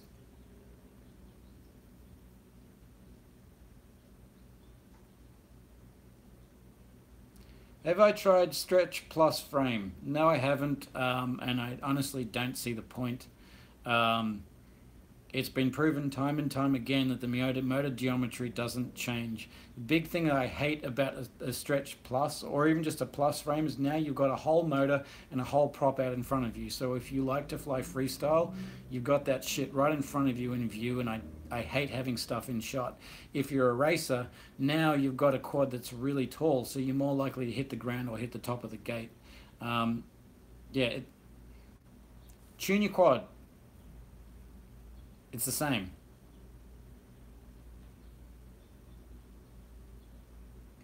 Have you got any tips on meeting other pilots if you don't have Facebook? I live in Brisbane North, so I've been flying solo for 6 months. I thought about putting some signs in parks with their email.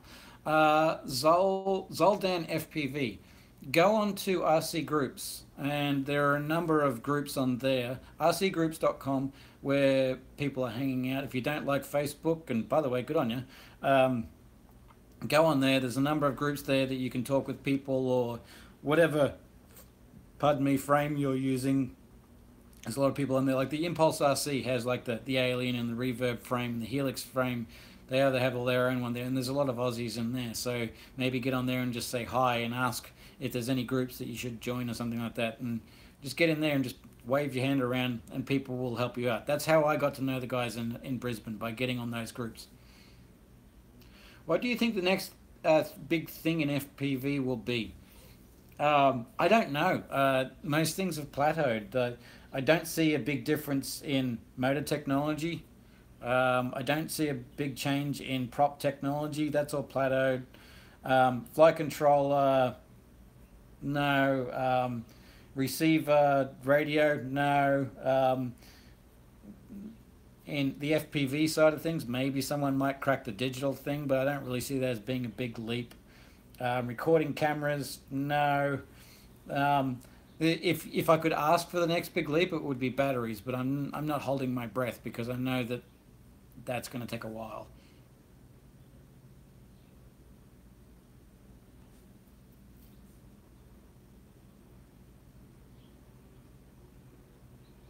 Quick question: the back lower plate from the Reverb. Why did you use 1mm instead of 2mm on the front? Simple, because the front is the area that gets a lot of knocks. So you want that to be beefy. You don't want to crack that. I have damaged very few like back plate areas. That you don't normally hit stuff on that. So it didn't need to have as much in the way of sturdiness. So it's a 1.5, not a 2. Pretty sure. Yeah, it's a 1.5, not a 1. So there wasn't as much strength or durability required there. So why waste weight by putting it back there? And it also helps with the center of gravity. I was very particular about ensuring the center of gravity was correct when I was doing that. So it was all for those reasons.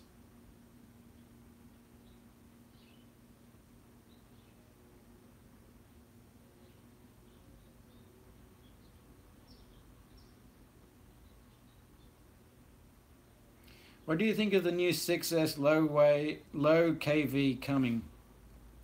I'm saying it's about fucking time. The whole 6S thing, everyone was going for speed. The 5 and 6S, there is an improvement there if you use it correctly. It's all about increasing the efficiency, increasing the torque. It's definitely an improvement. It's just a question of whether or not you want to go for um, more cells in you. But there's more money to spend there, and the problem is that people don't want to spend the money. So I think 4S is here to stay, with a few people using 6S. So I don't think it's going to be a wave. I think it's going to be an interest, and some people do it, some people don't.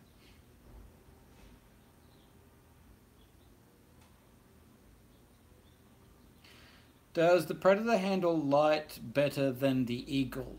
In some areas, yes. In some areas, no. Now, here's the thing. When I talk about cameras, I talk about them in a nice environment, in a park, not late at night, not under car park lights. I do all of my flying in a park, and so that's the area, and that's the way that I tune my cam settings for that. For nothing else. I don't care if it's a little bit worse because I very rarely fly there. I'll change out the camera or I'll do something else there. So the Predator generally is better. The main thing that I like about the Predator is that it doesn't have that artifact type lines and stuff that you have really badly in the in the um, in the Eagle. And yes, you can get rid of that, but then you also get rid of the sharpness in the image, which kind of defeats the purpose, and you may as well be flying a CCD camera.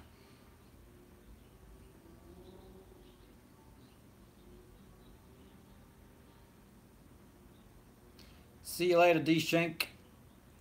Where are all my videos? My videos are all currently unlisted because I just didn't really feel like sharing. So here's the difference. This is my YouTube channel. I don't make any money off it. It's not a commercial project. It's just me and a passion project, so I do what I want with it. And if I don't want to share, then I don't share. I'll probably put them up public again at some point in time. I didn't like the way that this community was going for a while there, and I just went, I don't really want to be a part of this community, so I just shut it all off. It's that simple.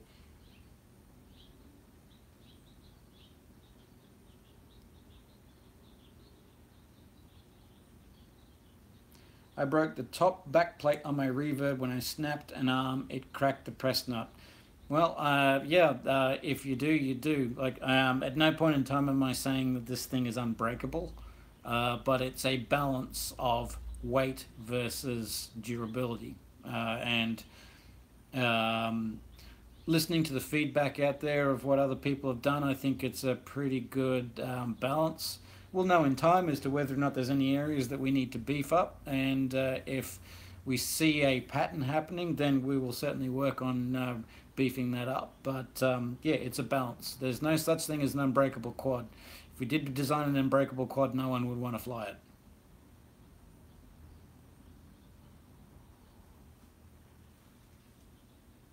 Have I seen the Clearview goggle receiver? I haven't seen it in person, but there's just something screwy, like something's not right about that. Like everything that they're talking about and not telling everything. I don't know what the hell's going on, so I'm very hesitant to be involved in that at the moment. So we'll see. I'm happy with my Furious FPV receiver. I don't see a need to change.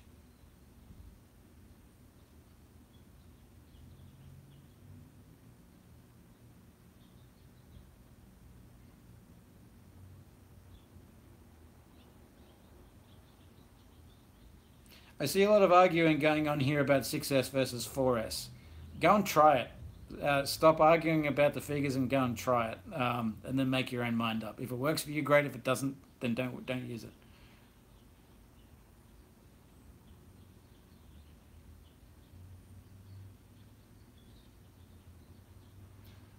One of the best videos I've seen from yours is where you show how high can I go. 1 minute 30-second punch out into the sky. Yeah, that was me. I was expecting not to get the quad back. Will the new Reverb PDB have a mic? Of course it will. What's my plan over the coming years towards your retirement? um, I don't think about retirement because I don't think I'm ever going to be rich enough to be able to retire. My plan over the next couple of years is to work out how the fuck I'm going to make money. which is probably not going to be in this industry. It'll be in an industry where um, people are not afraid to actually spend a couple of dollars.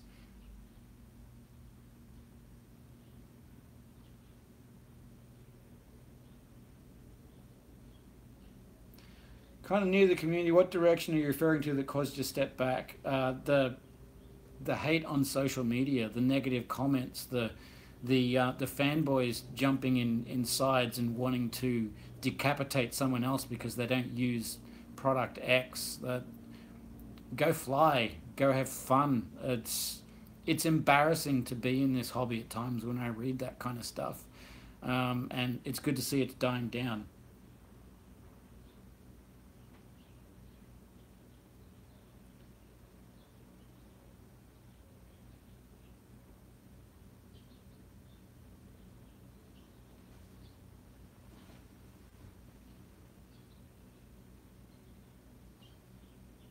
Keep people keep on asking about the clear view. I don't have any comment on that. There's something that's just not right about it.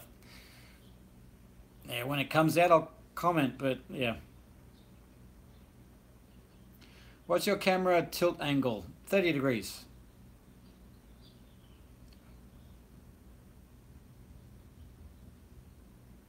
Why do you think there is so much social media hate in this hobby? Well, for starters, so many of the people that are in this hobby are your 25, 35-year-old opinionated ex-skater boy kind of people. Combine that with uh, the wonders of social media where you can be completely ballsy and anonymous. I call it internet testosterone, where you can say whatever you want and get away with it, stuff you would never say in person. Combine that with the fact that so many people thought that this was going to be the next big thing, and then the reality check of, oh, it's just another hobby, as the media stopped getting interest in this, people getting angry because they're not going to become rich like they thought they were going to rich. It's like that recipe for people to get shitty.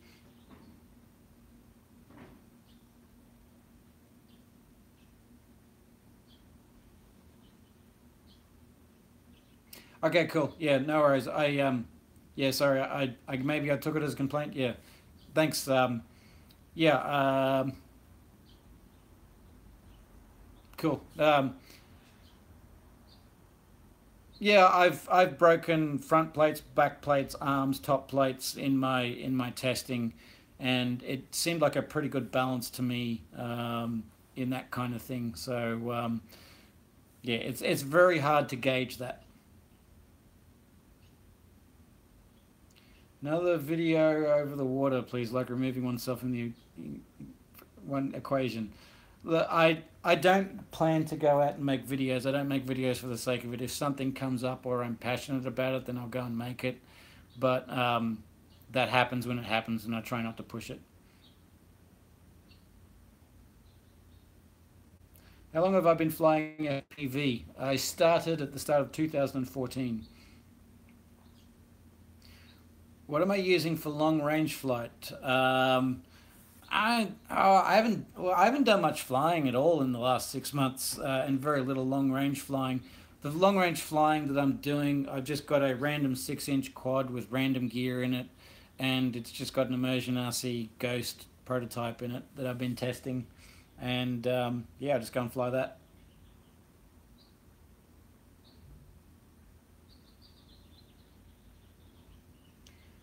My thoughts on the new KISS FC V2 and 30 amp ESCs. I love them. I've ripped all the V1 stuff out, and the V2 stuff is all that I use, and 32 amps. Noticeably better. They are more expensive, but that's what happens when you go to bigger, like higher quality components, or more expensive components, and you put the R&D in. It's just one of those things. If you can't justify the cost, then don't go there, but I think it's worth it. Would be fun to dig out your old blackout setup, replay the past, how it was. Something interesting is coming there. Will you stay with KISS FC ESC? You're still absolutely happy with it? Yeah, I am. I constantly go back to race flight and beta flight and get frustrated and come back to KISS. If you're ever in New Zealand, come down to Queenstown and rip the mountains. Got some epic spots. Mark, I'd love to come to New Zealand. my excuse for going over there is so I can go and visit Bruce. I've been in New Zealand, the South Island once. I went to Omarama and flew gliders there for a week. Had an amazing time and I want to go back. Are you still a part of Rotor Riot? I sure am. I'm just waiting for an invite to be back on the show. It comes down to finances. Getting me to the guys can be expensive, especially when I'm all the way over in Australia. See you later, Michael. What other hobbies are you involved with besides FPV? Not too many other hobbies at the moment now because I gave them all up so I could concentrate on FPV, and I think that was half my problem. I gave away my favorite hobby, which was flying gliders, because I couldn't afford it. Do I use D-Shot 2400 with them? Yes, there is. I do use that. I don't really see a difference, to be honest. And Felix developed 2400 and said there's no difference. He said it was basically just a middle finger to multi-shot to make it faster and digital. But he doesn't even see a difference in it. I use it because I can. Is there ever going to be a ready-to-fly Reverb? Yes, I'm working on that. International Open in Muncie. Don't know. I'm here for a little while with Kathleen, but I'm concentrating my time with Kathleen. Everything else is when and if I can. How much money did I spend on Rotor Riot? That's a hard one to say.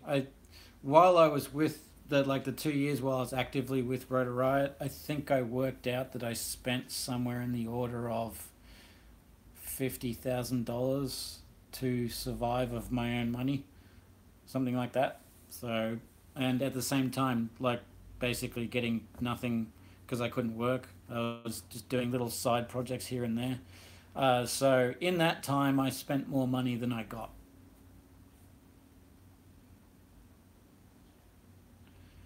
Yeah, I've been talking to Chad Kappa and he's interested in getting me to possibly the next quad camp. Not sure where that is or when that is.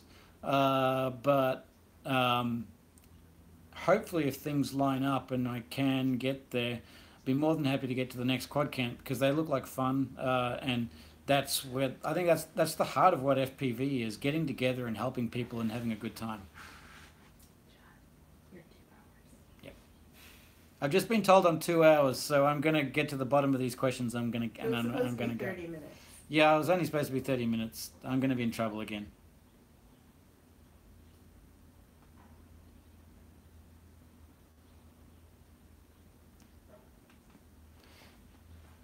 Did you spend your Dubai earnings on Rotor Riot? No, I didn't because I still haven't been paid by the Dubai pricks.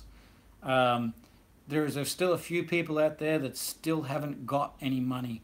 Yes, we got paid our prize money, but we're still waiting to be paid back for our flights and accommodation, which cost more than the prize money.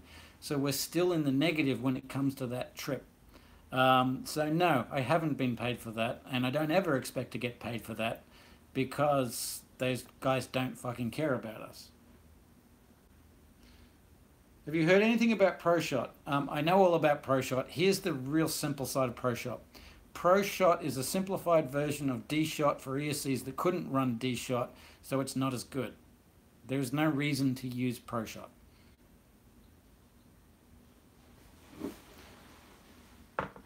Come here. What? I'm going to answer a question. I'm going to get a No, come here. beer. Come here.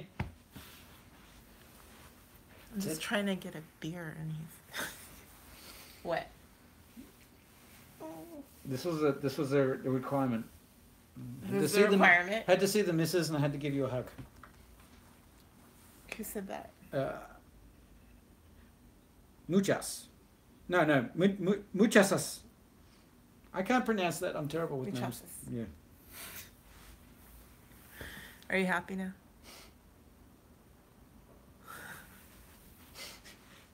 Savage FPV, I'm not going to repeat that because I know that's a compliment. What? Savage said, I also have an Asian wife. That's fine. Yeah, I never know whether... We're not married, though, yeah. First of all. Yeah. And secondly, you know what I don't like to be called.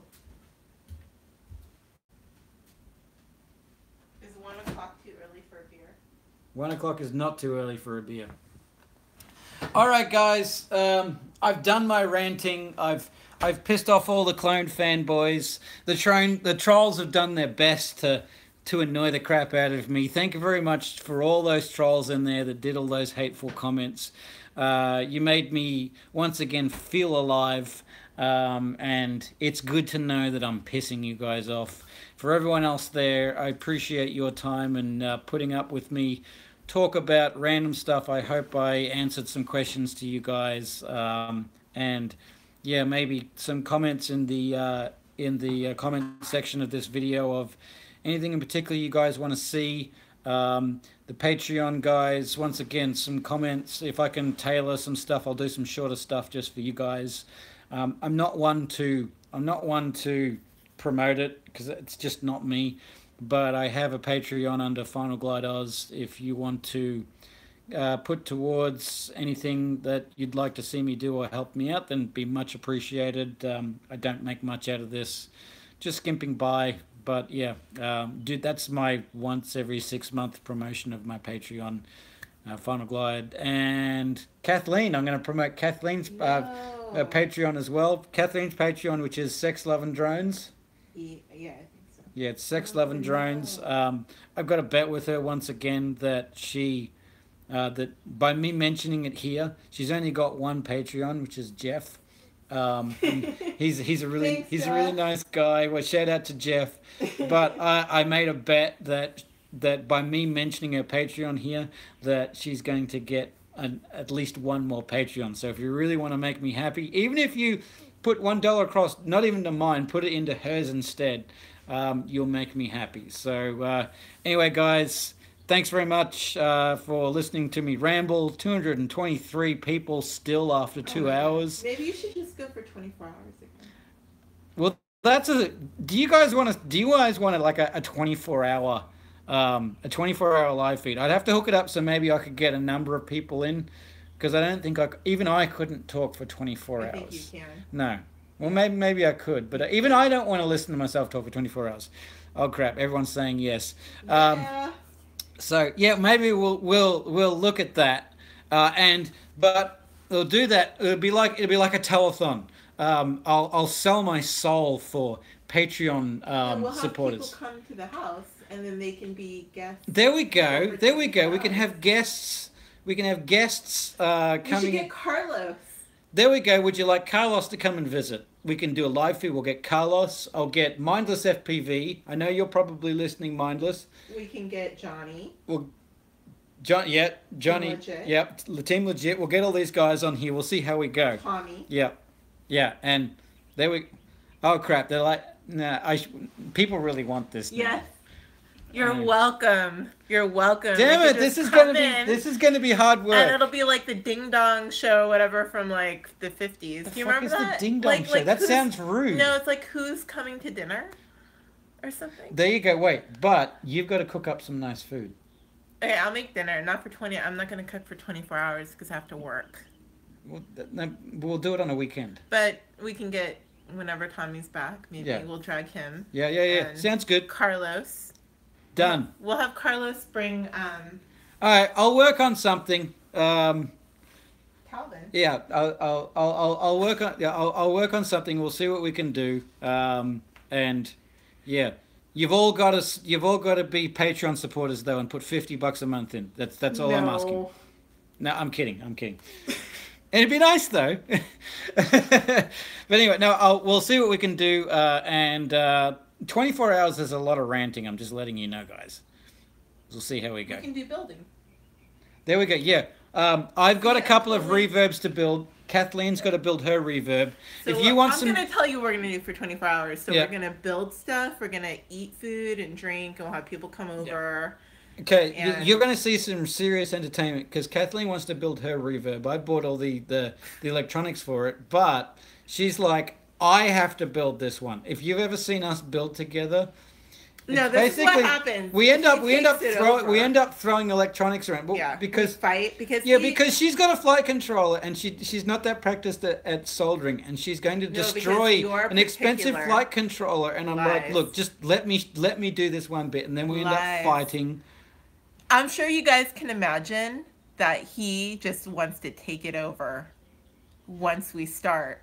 And then he's like, I let want me it just to be do successful. One. Let me just do I just want it to be because successful. you don't have enough faith in me to know that I can do it on my own. Here's the thing. Because I did it before him. It's a 24-hour live. In case people are wondering, I did it before. I was in this. We had a massive fight because I looked at her first quad.